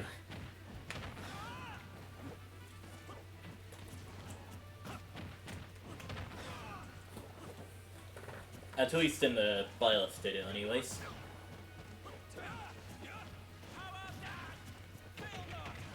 In fact, speaking of which, I'm going to risk not being able to view the rest of the battle just to see how far I am in the queue. Well, I guess I'm not that far. Look, the winner of the match needs to battle only Shoryuken, and then in my next battle is a foot. But yeah, I guess while we're out here, I'll go ahead and run another ad break. Hey, thanks for the follow, hey, Antho.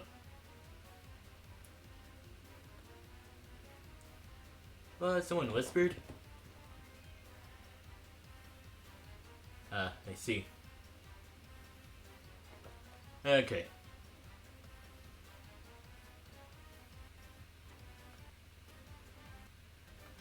Gosh dang it, now I'm thinking of that joke where her good mannerisms and all that came to a very, very great demise. Anyways, little kid's in church and asks his religious grandma, "Hey, I need to pee," and then the grandma says, "Nah, it's not polite to say. It's not polite to say pee. Say whisper instead." So things go on as usual, but then a few days, a few weeks pass, considering they're at church or something. And then the same kid asks his dad, "Hey Dad, I need to whisper," and the dad asks, and then the dad says, "Okay, do it right in my ear." no need to tell the rest of the joke. It'll be bad. I'll say that much.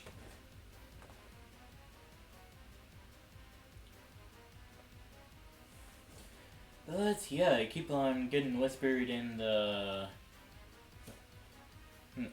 Twitch DMs, say, with just random accounts telling me to sell my soul in order to get followers on Twitch or something, and I'm like, no. I think I'm already good as far as the followers go. It's just kind of inevitable that I get followers like every time I stream or something. Anyways, Luke has won the match and goes up against Shoryuken up next.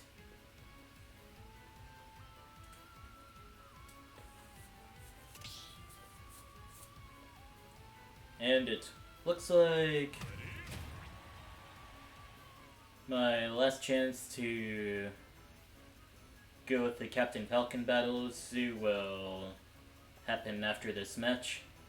And if I lose the match, then I'll just switch over to Byleth.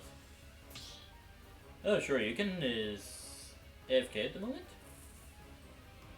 I guess we'll take those.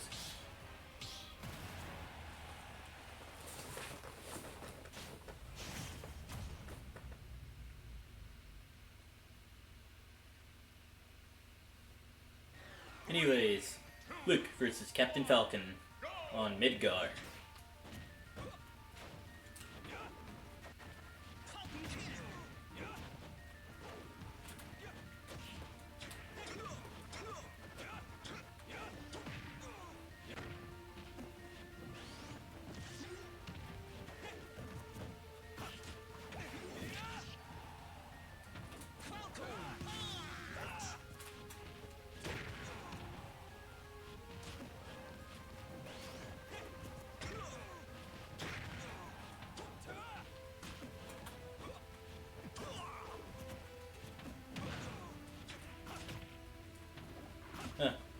Thought I double jumped right off the ledge, but oh, that was actually really close to getting it taken out with the forward smash there. Also, that down tilt has quite a lot of range behind it. I mean, insane.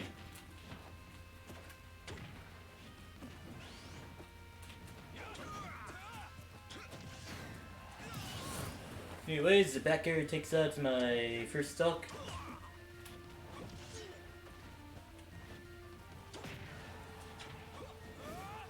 Almost got the knee of justice. And yeah, Byleth has other stuff to do aside from it gets right back onto the stage. Anyways, the knee of justice takes out Luke's first stock.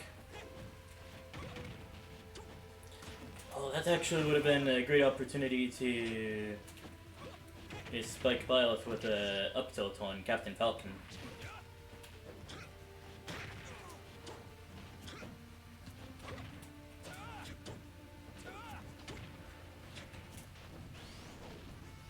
You know, maybe it's a good thing that I used Raptor Boost instead of the Falcon Punch there.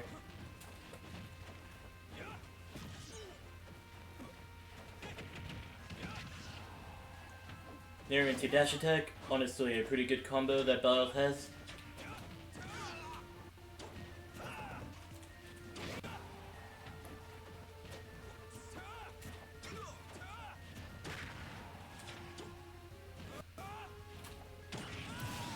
You know, it's worth it. Alright.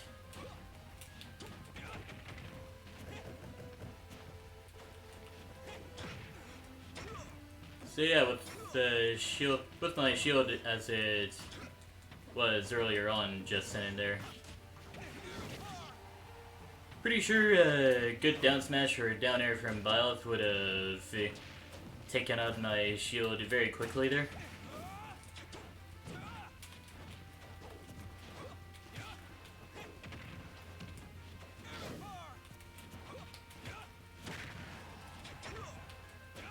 Falcon Punch!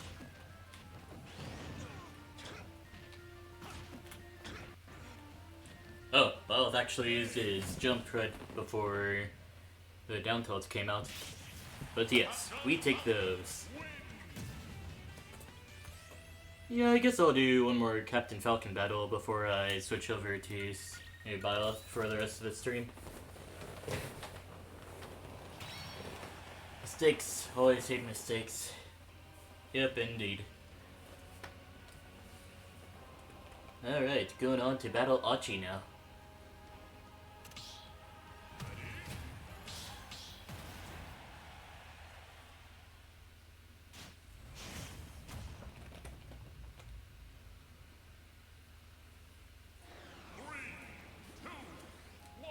On to Nova Pokemon League.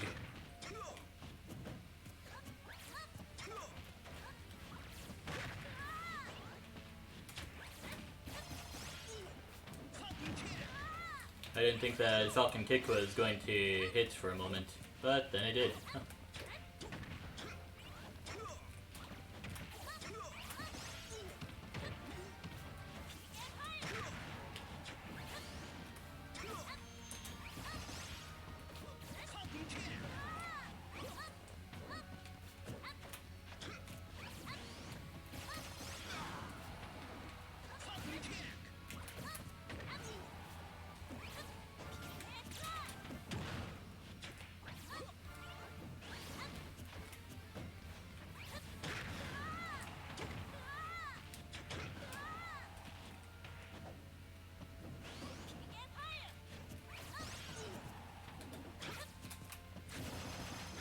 Oh, I did do the Falcon Punch instead of... Actually, I would have loved to see what would have happened if I let Achi hit himself with a PK Thunder. Since it almost seemed like that was gonna happen there.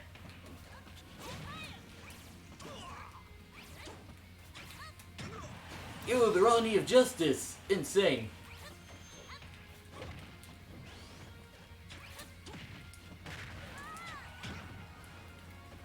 Yo, my Falcon actually be schmovin' right now. Let's go, alright.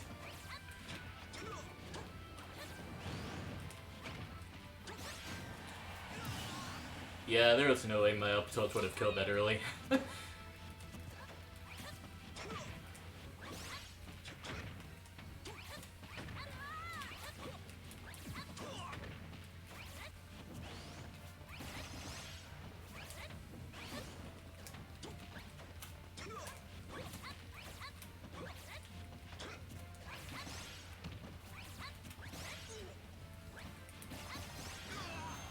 Anyways, it seems I'm feeling myself a little too much there.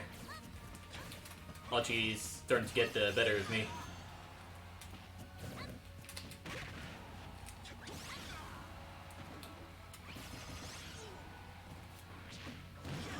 Alright, we take those.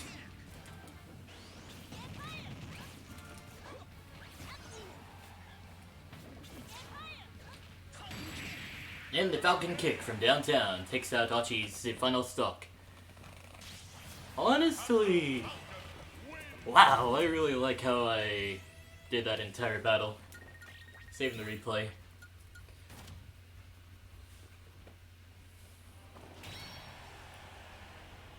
Luigi actually joined the arena. Alright. Anyways, with that final match out of the way, I'm now going to play as a Byleth for the rest of the stream. Okay.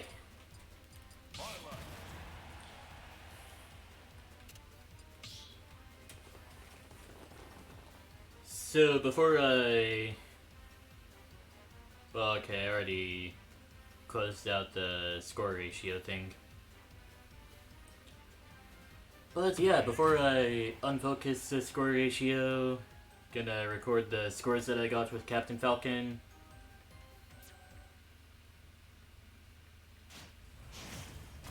Captain Underpants happened to be the autocomplete option for my phone. Alright, win rate is 37.5, manually attributed to the Isabel that was here earlier. Average stocks is 2.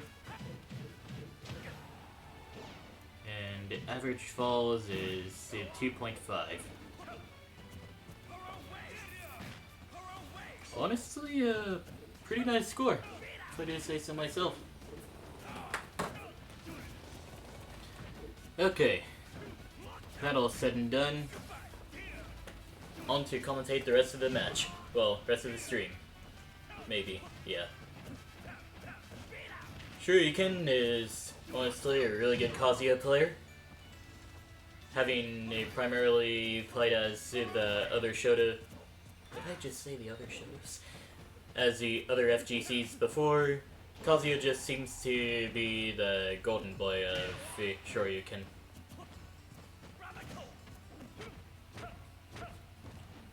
Up throw doesn't quite do it, but it at least sends the opponent high.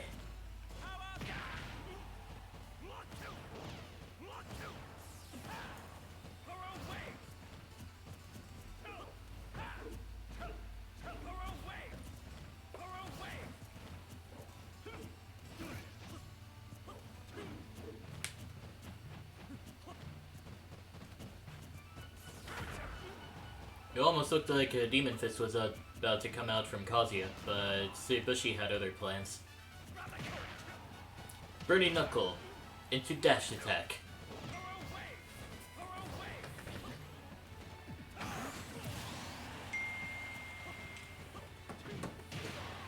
Man, everyone in my work group chat is still going, "What are those?" to the shoes that were on stream earlier. In case you missed them, here they are.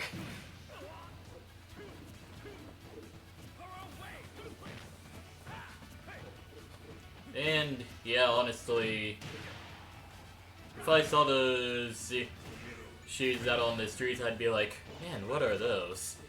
But not in the hype sort of sense. Anyways, back to the match at hand. Shoryuken has gotten a percent lead over Bushi here.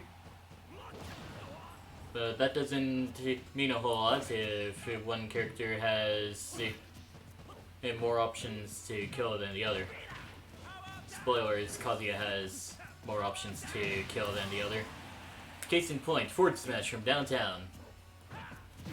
Even if Bushi was already at a pretty high percent. If Shoryuken spaced out that forward smash just right so that the tipper hit, then yeah, Bushi would have been KO'd already.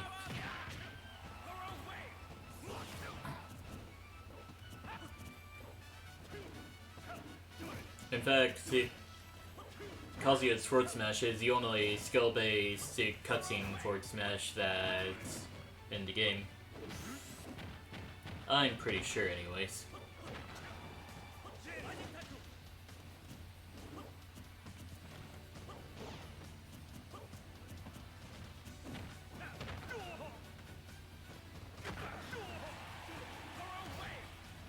I mean, yeah, Hero also has cutscene final smashes, but that's only from random chance. Forwarder knocks Bushi off the stage, and then that'll be it for this round. Shoryuken goes on to stay in the arena for a bit longer.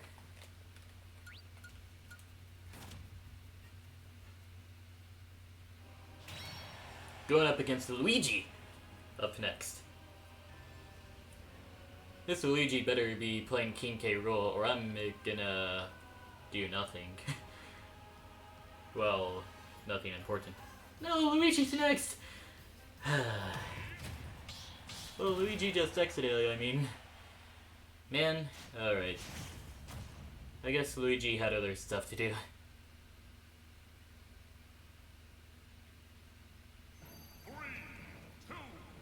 On to Northern Cave we go. This is just another Friday, just battling a Shoryuken.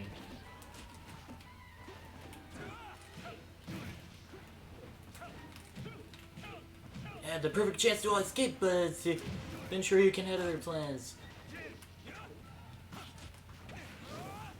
Yeah, that might have not say combo too well, but hey, it works.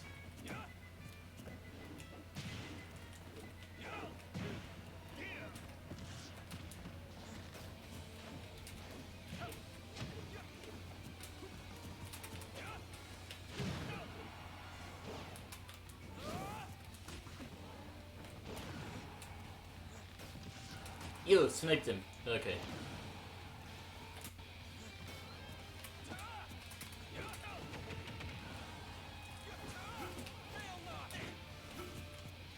Oh, that Demon Fist almost connected. And yeah, with Kazuya especially, I'm gonna have to play a bit more carefully whenever I'm at a higher percent. That perfectly spaced air bar, that did pretty good. I wasn't aware that there was another hit to it. There was another hit to that attack.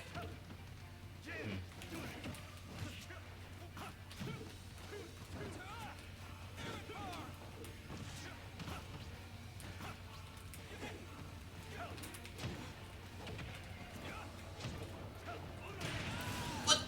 I wasn't even on stage, what? Insane, actually. Or maybe I was and just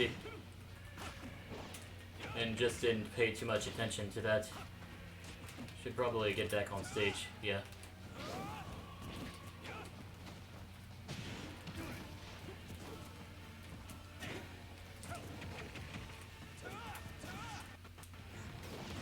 Yo, the snipe! On both sides.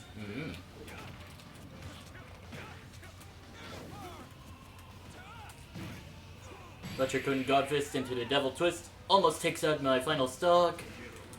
But then Heaven's Door almost does a job for Kazuya as well.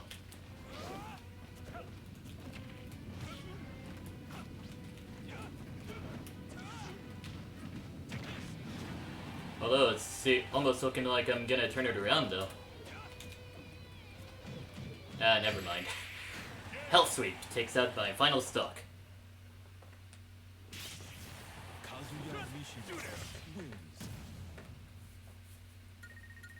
And yeah, good match right there. I almost had it there. Good game, Shoryuken. And now Shoryuken goes up against Achi.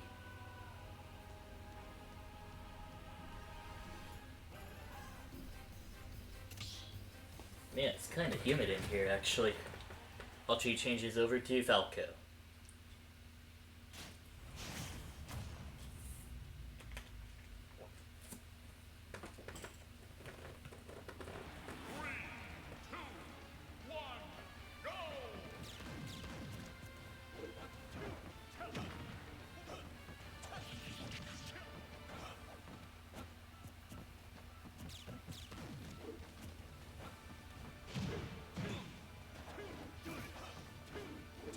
So, yeah, just doing a bit more thinking on that experiment that I'm performing at the moment.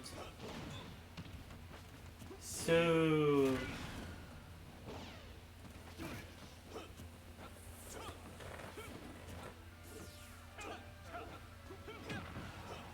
Actually, now that I think about it, maybe I could possibly extend my stream days over to Mondays and, well, at least Tuesdays. See how that goes.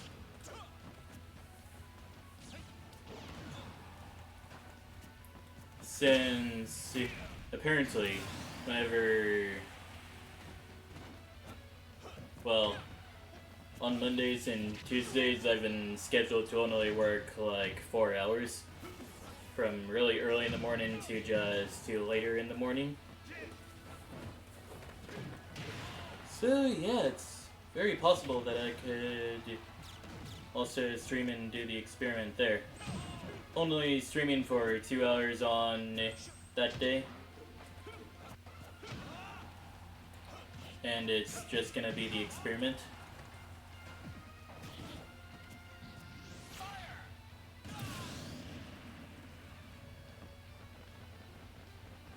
So yeah.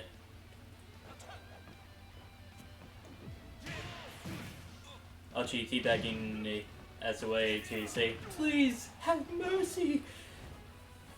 At least that's what I think is happening, anyways.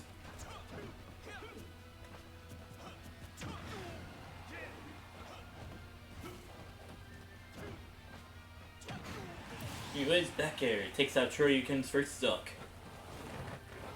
I mean, it had to happen at some point. Shoryuken was at a high percent. And Hachi's pretty capable.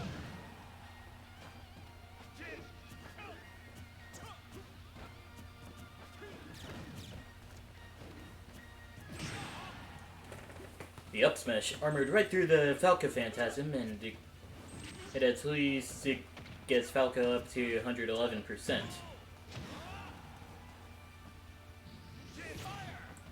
There was an attempt to interrupt the Firebird, but Falco had other plans.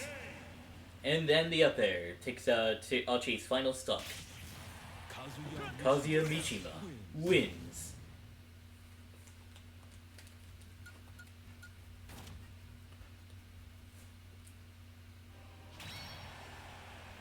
Shoryuken then goes up against Bushi.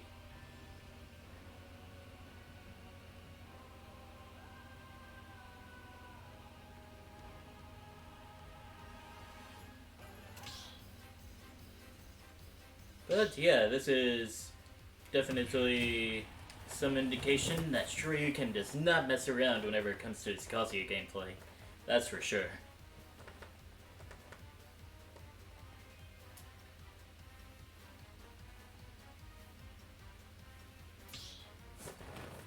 Good games? Alright. Catch you later, Shoryuken. Or something like that. Catch you all on the flip side. Okay.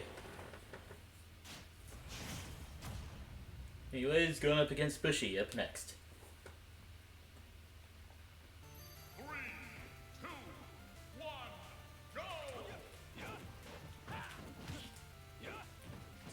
So yeah, down throw to forwarder is not true until I put some percentage on a Bushi. Well, on anyone really.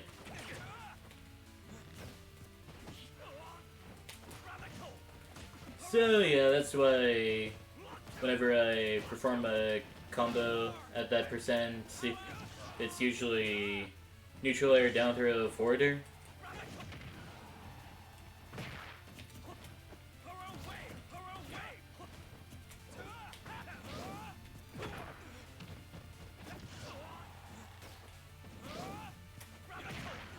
Oh, almost got the forward tilt.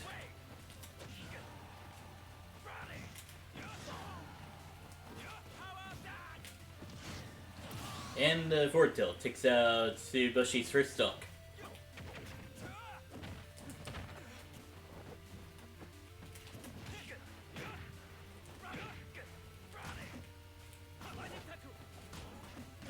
Almost got some more stuff off of that edge guard, but I guess it's one of those where you take those moments.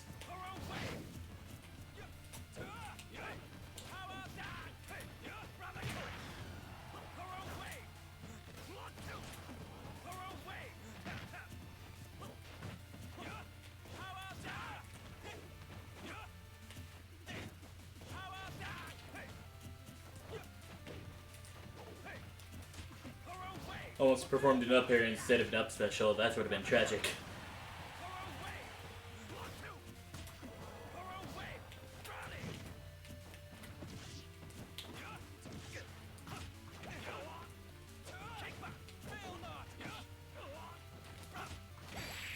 And just like that, the cheesy up special has taken out Bushi's final stock.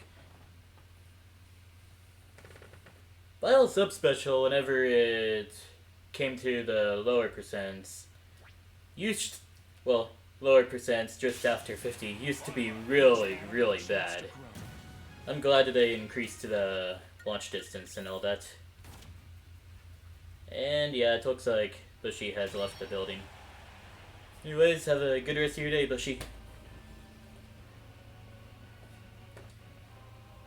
I guess we'll do a few matches. Like, quite a few matches. Let's go, Shoryuken. Or maybe Shuri... Okay, Shuriken's still here. Oh, frick, my computer is on a low battery at the moment. Plug it in and hope it doesn't die.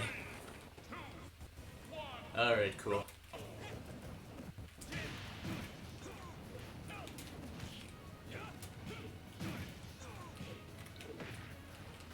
You know, I should probably go for the skill check combos whenever it comes to the really low percents on Byleth.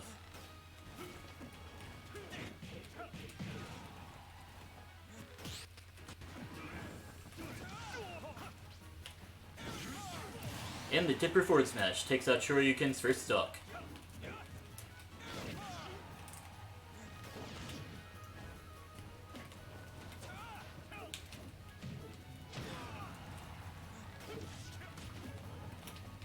I think that I kind of screwed over the reflection timing there.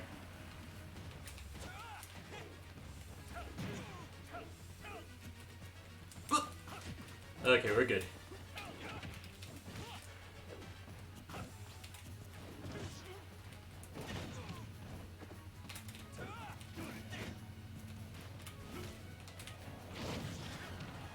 Surprised I managed to get the air bar in.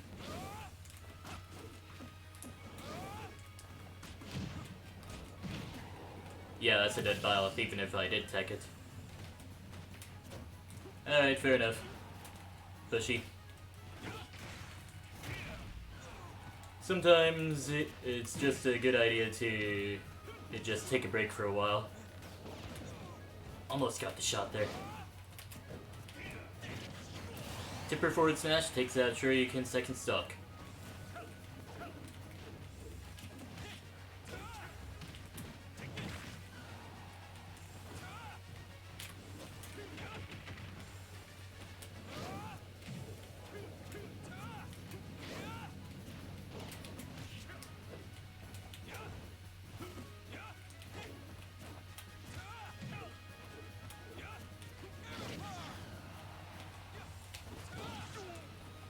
Yeah, I won't let you shoot those forehead lasers as long as I'm around. No, I let him... Oh, I'm such a hypocrite. Well, I guess I won the battle anyhow. Anyways, I go on to stay in the arena for a bit longer. Good round. Worth it? Yeah.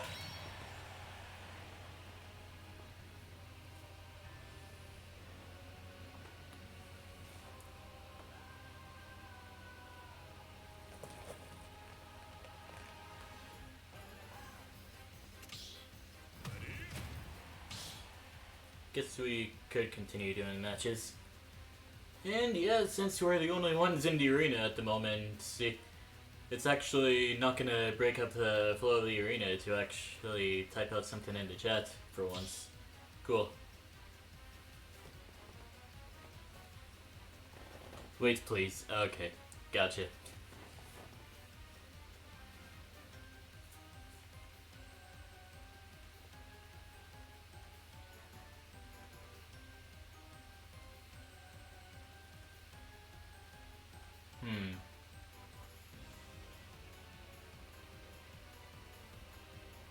I guess I could talk about some other stuff.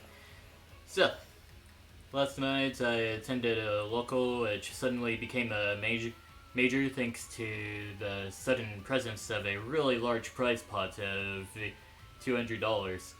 And also the opportunity to actually get a few figurines which actually look really sick. I mean, I'm gonna have to pull up the shoes again and then change the picture over to whatever this is. Oh wow, that's a huge image.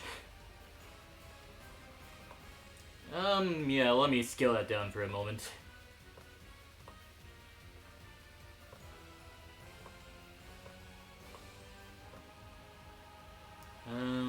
Right, I can just do this.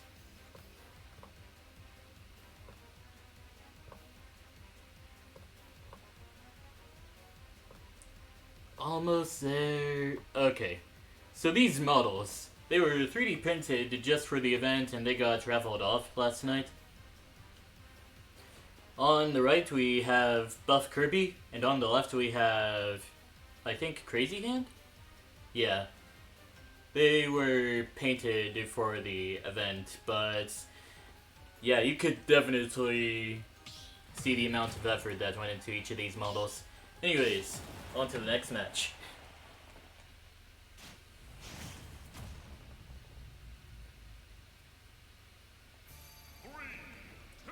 On to Fountain of Dreams we go.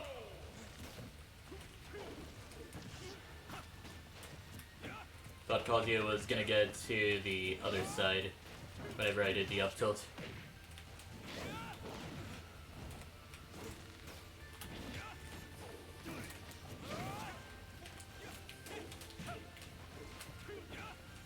So I guess DIing behind Kazuya whenever he does his stuff, it actually helps out a lot more than I thought it would help originally.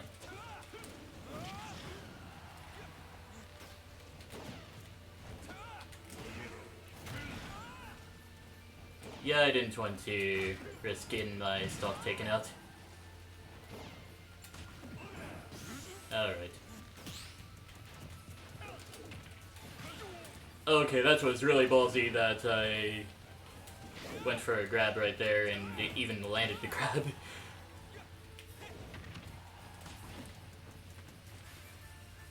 Kazuya Mishima goes into the sky and eventually plants back down to earth.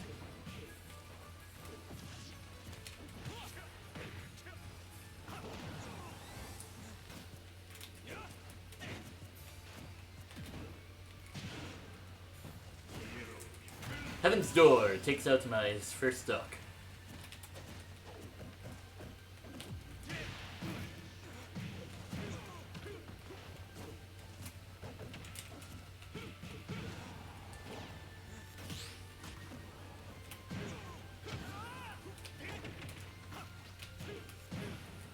And yeah, it's definitely looking like I may have a bit of trouble during the second stock here. Not if I have anything to say about it. Nair cheese! No Nair cheese. Devil Twist takes out my second stock. The classic down tilt to down smash combo.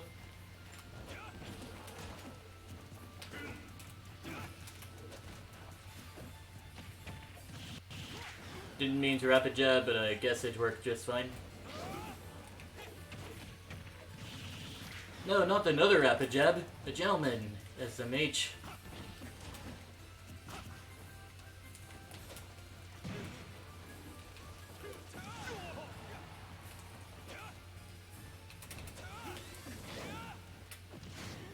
And the forward tilt takes out Shoryuken second stock.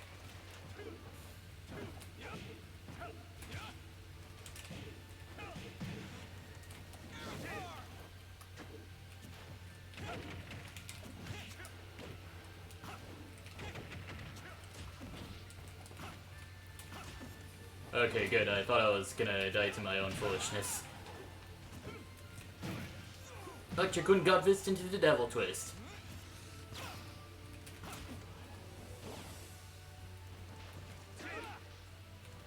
Kinda surprised I'd managed to clank at all.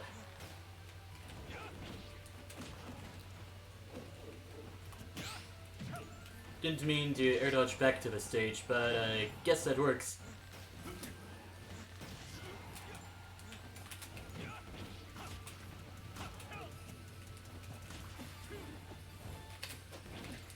Almost got it. Okay. And the up smash takes out my final stock. Once again, another very nice game. Kazuya Mishima wins.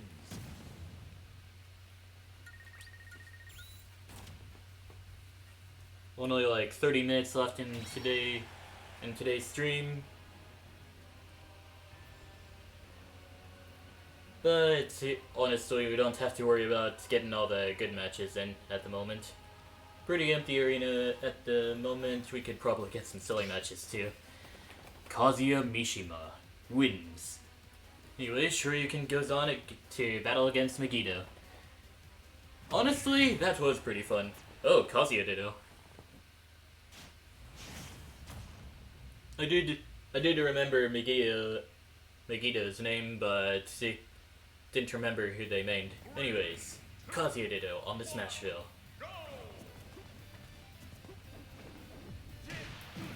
Megiddo starts it off with a strong Kazuya combo with a down throw into Electric Wind Godfist. You can tell if it's Electric Wind Godfist thanks to the paralyzer effect on the move.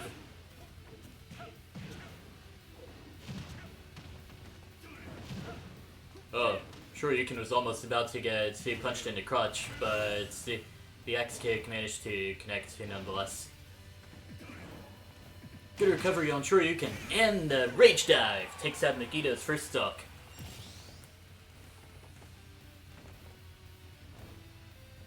Shoryuken baits Megiddo off stage, but Megiddo didn't care, he just wanted to kick Kazuya in the face! Oh man, these matches are actually looking fun now.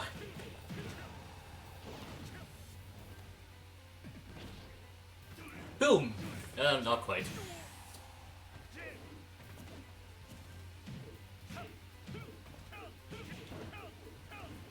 And, yeah, Megiddo managed to escape that by performing the 10-hit combo. Not used that I was thinking the 10-hit combo would perform, but I guess since it's an attack and usually people are able to run through you while you're performing an attack.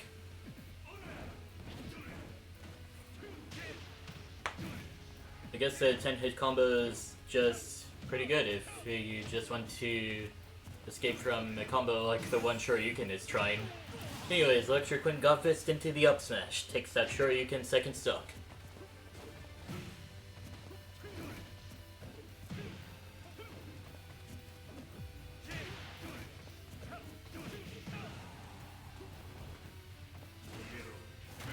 And Heaven's Door sends Megiddo off the stage, but we're back to neutral. Megiddo returns a favor. Oh, big body privileges? Okay. I guess we'll take those. Kazuya Mishima wins.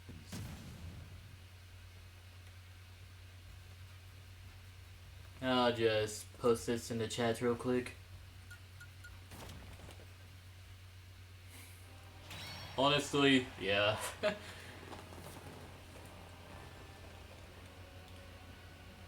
And yeah, that's the emote called Big Body Privileges. You can get it whenever you follow the channel.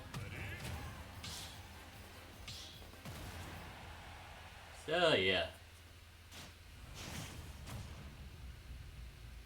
I go up against Shoryuken up next. Pokemon Stadium 1.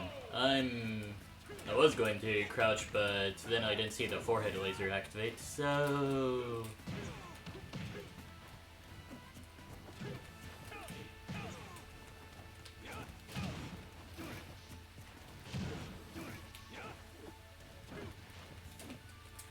Right, FGCs have the auto turnaround mechanic.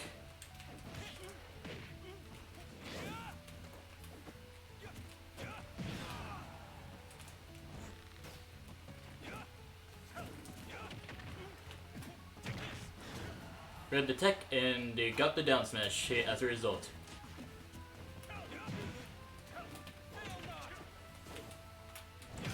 I never thought Heaven's Door wouldn't be able to boost Kazuya upward.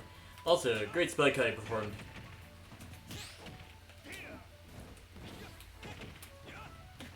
And yeah, I did have the ability to taunt there, but what good is taunting whenever I could just speak? So, yeah.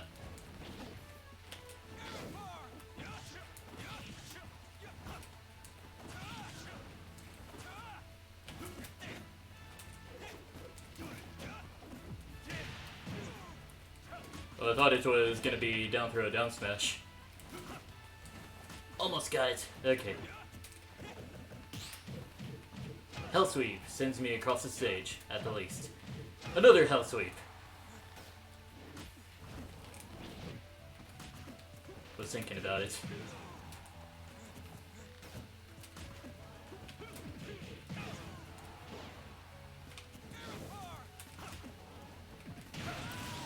And yeah, Shuriken knows full well about my ledge habits. Since Violet's ledge attack is so bad, I'd rather just be doing anything else aside from, I guess, ledge attacks. Rage Dive adds a 40% onto my character. And a down air takes out Shoryuken second stock.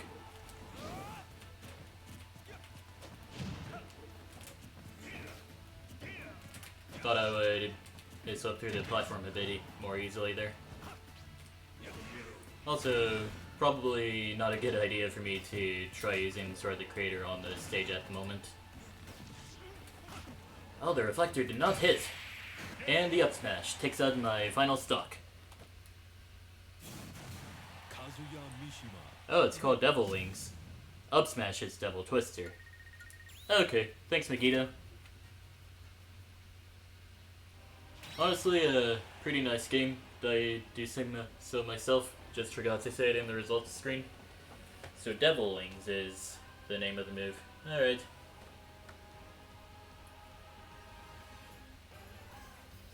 Shoryuken goes on to battle Megiddo once again, in another exciting Kazuya Ditto.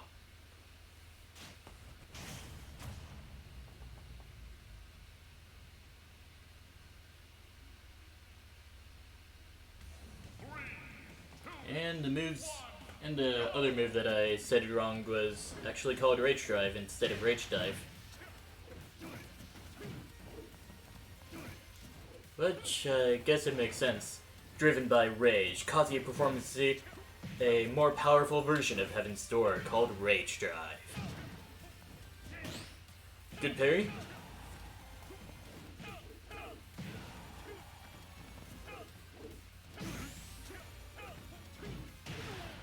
And the Hell Sweep takes Megiddo off the stage. And the Dragon Uppercut would have killed a Shoryuken if it weren't for the ceilings on Lily Castle. This stage huge.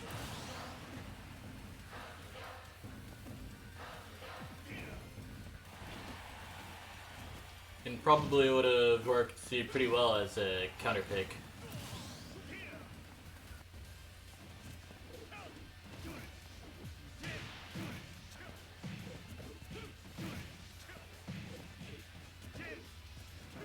In fact, I do have some sort of crazy idea of just... Oh, I guess Heaven's... Was that Heaven's Door?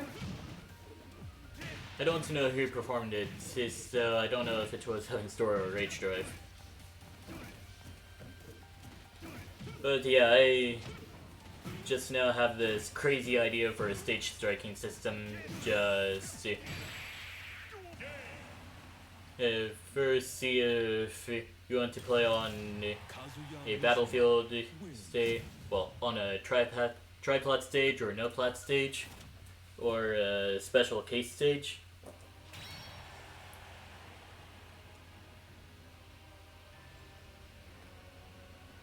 And then once you figure out what type of stage you want to play on, then you just go with whatever stage you're going with. But yeah, that was a pretty good round from the both of you there. Anyways, Megiddo then goes up against Violet. Kazuya versus Zelda. Man, big body privileges are what Zelda excels at, pretty sure. First move was even Naira's Love. Man, this is gonna be a perfect storm right here.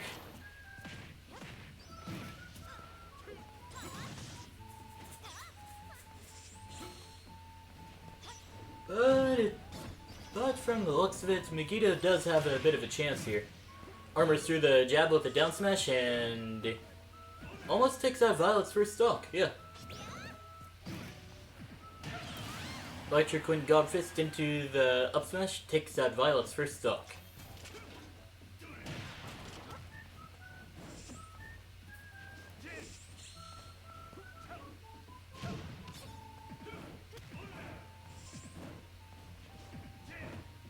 And yeah, it even seems that Megiddo doesn't need to have the rage form to show how angry he is that he's battling a Zelda. Guess it's inevitable at some points. Yoshi's story saved Zelda from getting zapped by the forehead laser.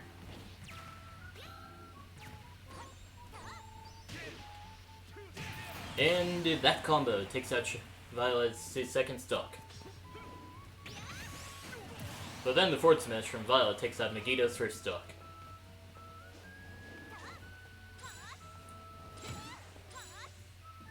Now usually whenever... Not sure if that teabag was still a cry for help or if it was more like, here, your defeat's inevitable. Interesting maneuver there. Anyways, the forward tilt takes out Violet's final stock. Kazuya Mishima wins.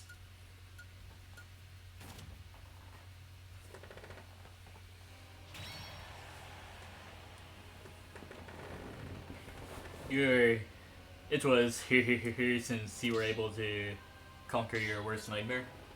Well, that's so good for you. We'll wait for Violet to finish changing characters. Mainly in case Violet isn't viewing the stream and chooses not to view the stream for whatever reason. Alright, let's get it started.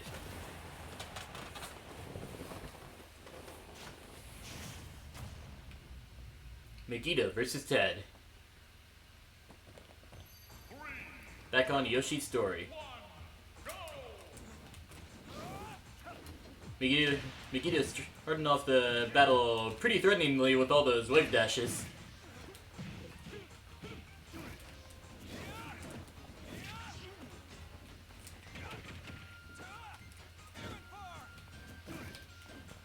Oh, yeah. Didn't think Electric Wind Godfist would be a way to put opponents out of shield.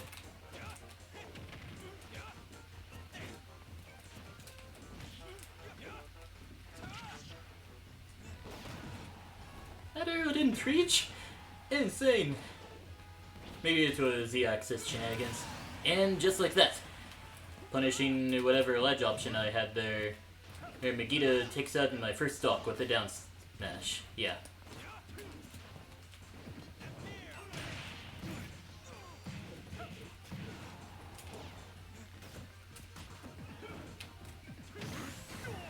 Down smash almost takes out my first stock.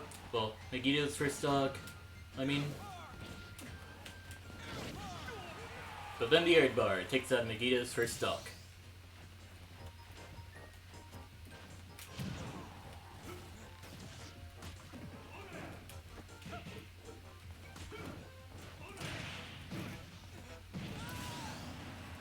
And that's the end of my second stock right there.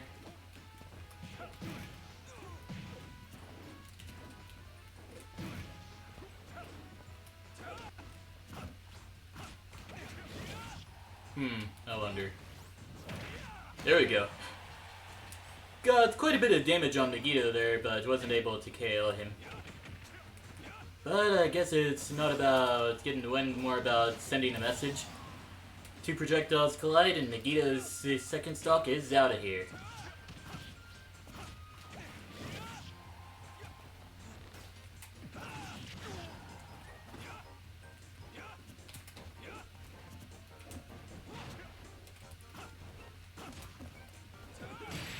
No! Oh, so close. Insane. No cheese. Okay. Good match, though. Hey, welcome back to the arena, Marks Nova.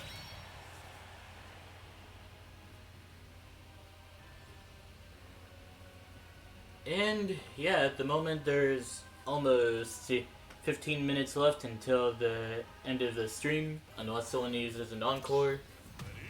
Anyways, Megiddo versus Shoryuken.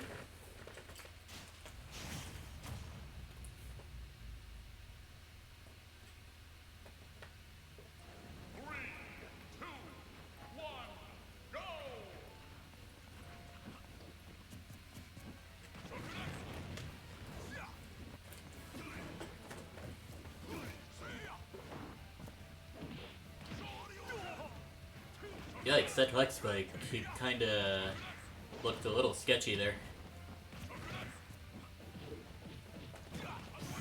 I can't be here for long? Well, alright, sounds good. Since the stream probably isn't gonna be up for too long either.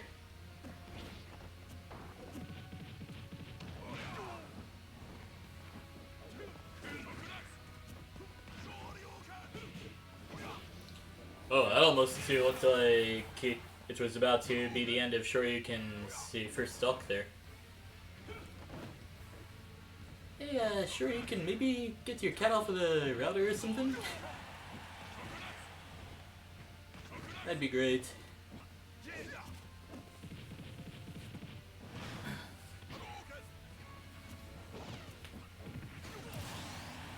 And the forward air takes out Megito's first stock.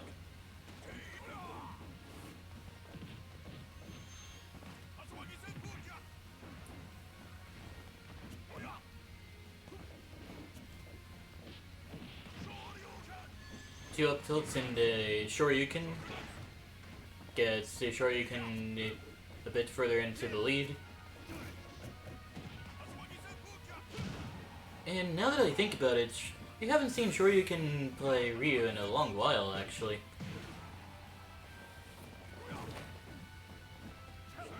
Orxanova just wants to highlight the oof in the chat.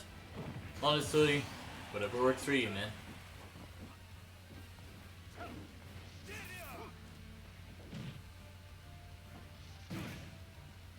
The collarbone breaker almost came out, but Megito had other plans.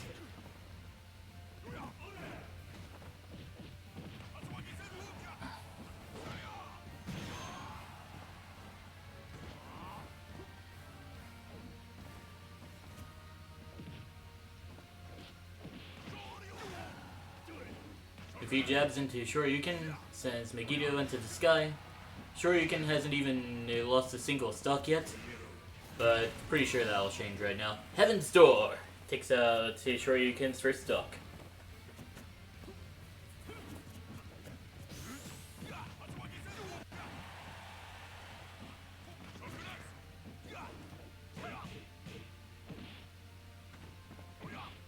And yeah, this battle continues to play out in slow motion, and Shoryuken gets a Shoryuken. Taking out Megito's final stock. This guy is lag switching. I'm out.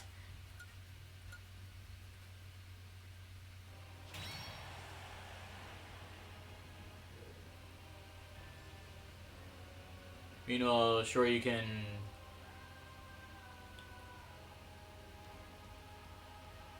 Honestly, yeah, I wasn't.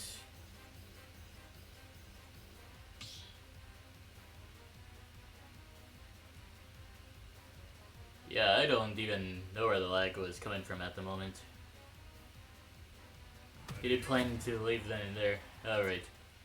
Anyways, Violet switches off to Donkey Kong to probably get a better chance here.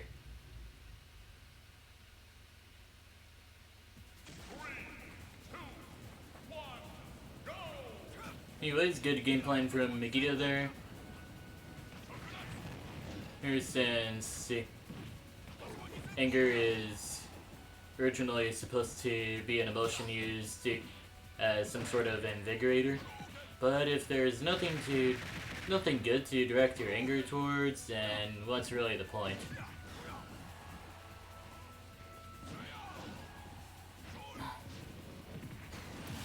Anyways, back air takes out Violet's first stock.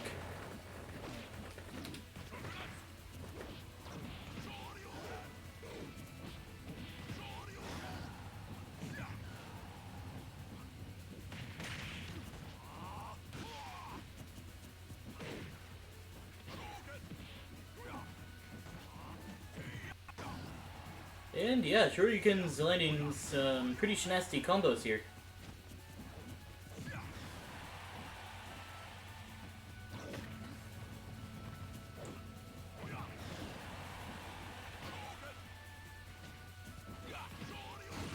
And an up air into Shoryuken takes out Violet's second stock. Down throw, up air. Big body privileges didn't quite come through there.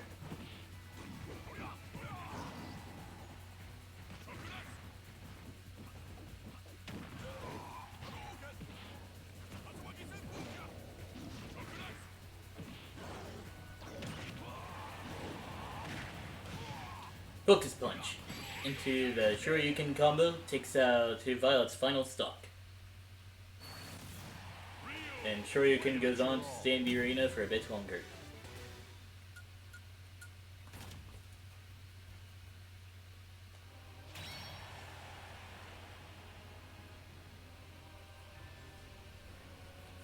Around 10 minutes left until the end of today's stream.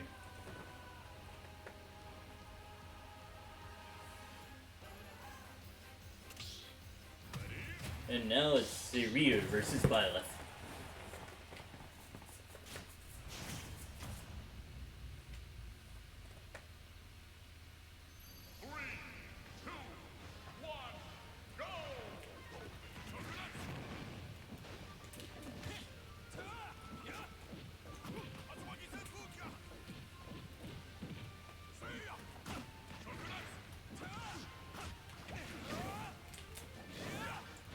Oh, it's got some sort of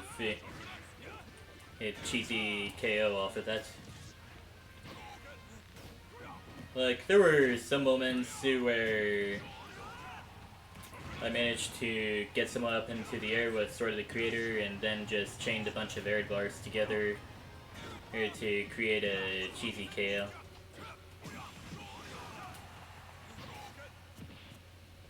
Right off the side. Yo, what? Alright, that's probably uncalled for right there.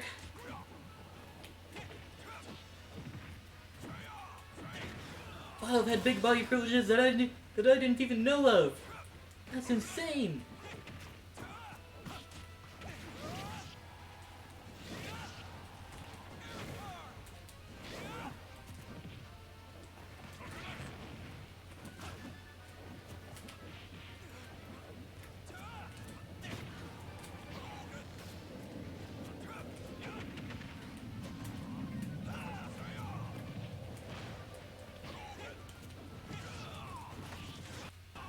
Actually, that worked out pretty well. Huh.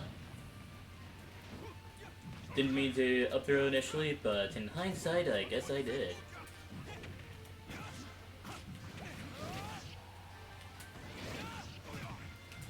Oh yeah, that focus punch will definitely get Ryu out of some tight situations there.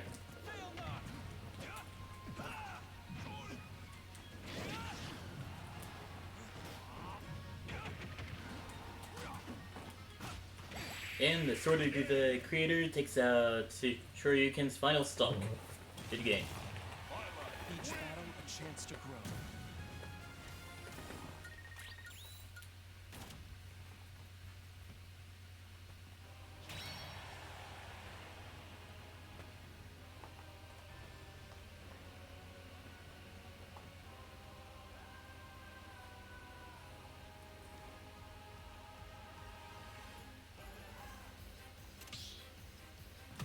Anyways, going up against Violet up next. We're switched over to Sheik.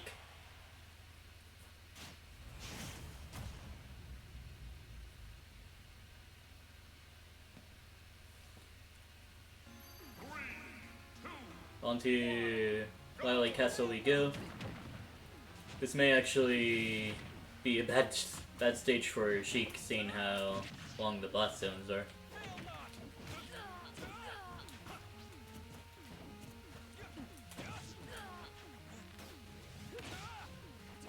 Thought Sheik was gonna do a bouncing fish, but I guess teleport's also a thing that can work.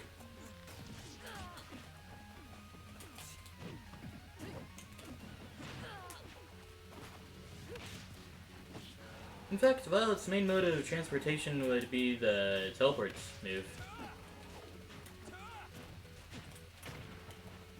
Also, that dash attack somehow did not hit. Insane.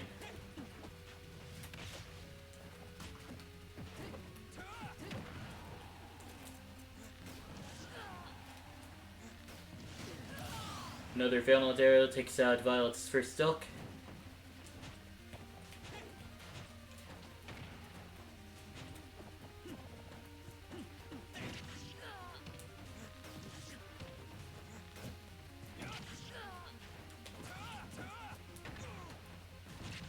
You know, maybe it's a good thing Violet interrupted my Sword of the Creator stuff.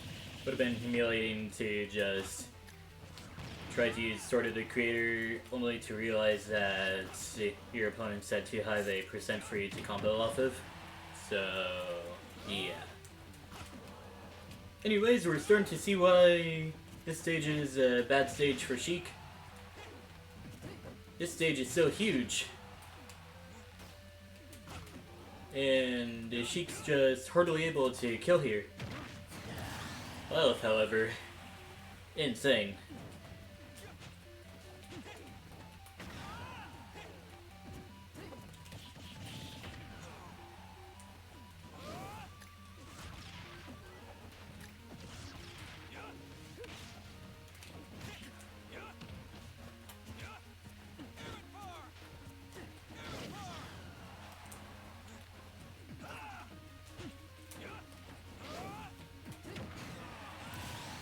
Anyways, forward smash takes out my first stock, finally.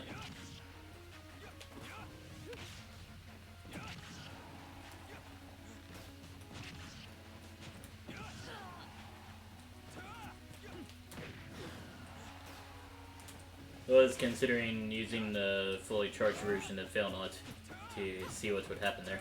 Yo, Bouncing Fish was finally used! Just gotta get a good idea on how Bouncing Fish works, and yeah, you'll be able to do good stuff with it in no time. Anyways, I go on to stay in the arena for a bit longer.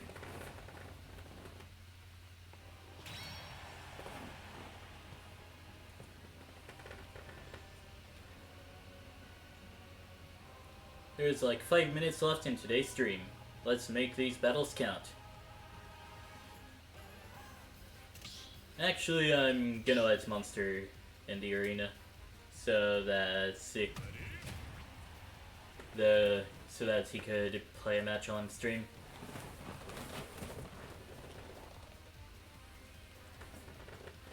Maybe. Oh man, I hope this guy isn't AFK. Oh, okay.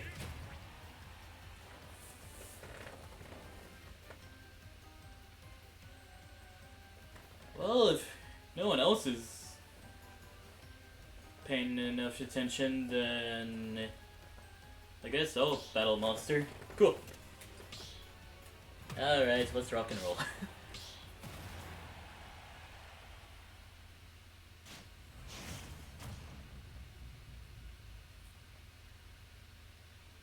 We better be on Northern Cave, am I right?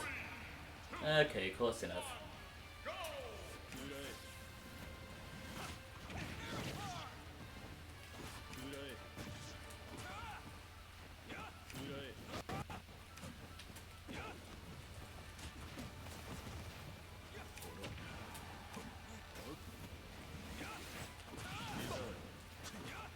Thought I was gonna get hit by a Mega Flare, well, Giga Flare or something.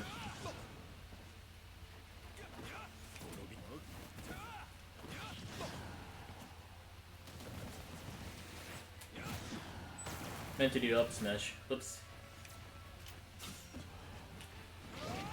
Yo, what? Monster actually managed to recover from that. Insane! Anyways, the up smash takes out Monster's first stock.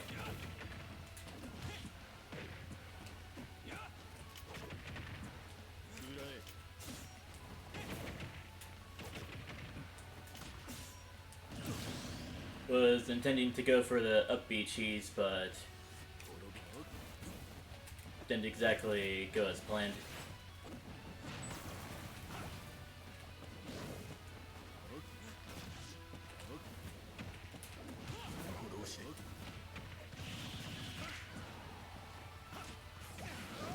Didn't mean to aim the Sword of the Creator that way, but I guess we take those. Huh.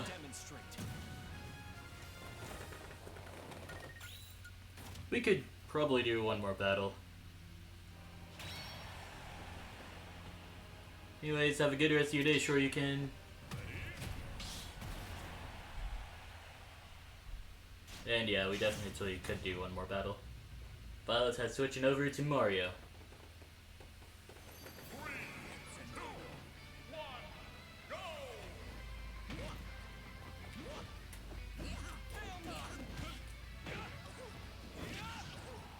Anyways, I just noticed Het Violet's jump is gone. And yeah, that's a 0 to death.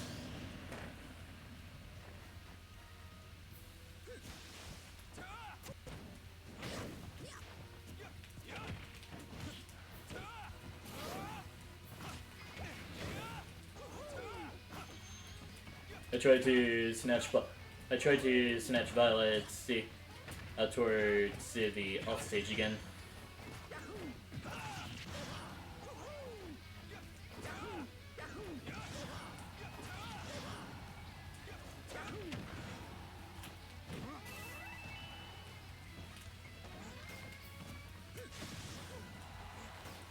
Mario's Flood, while it doesn't do damage, it can push opponents off stage.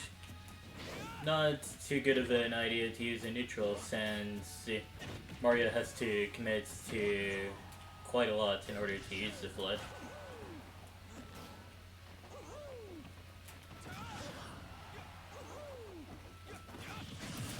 And the up air takes out Violet's second stock.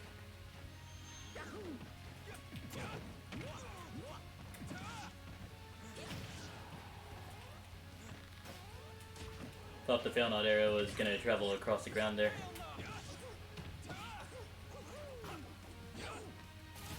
And that's the end of the match. Well, thank you all for coming out to play today. Each a chance to grow. And yeah, with that, I'll end off today's stream. Have a good rest of your day.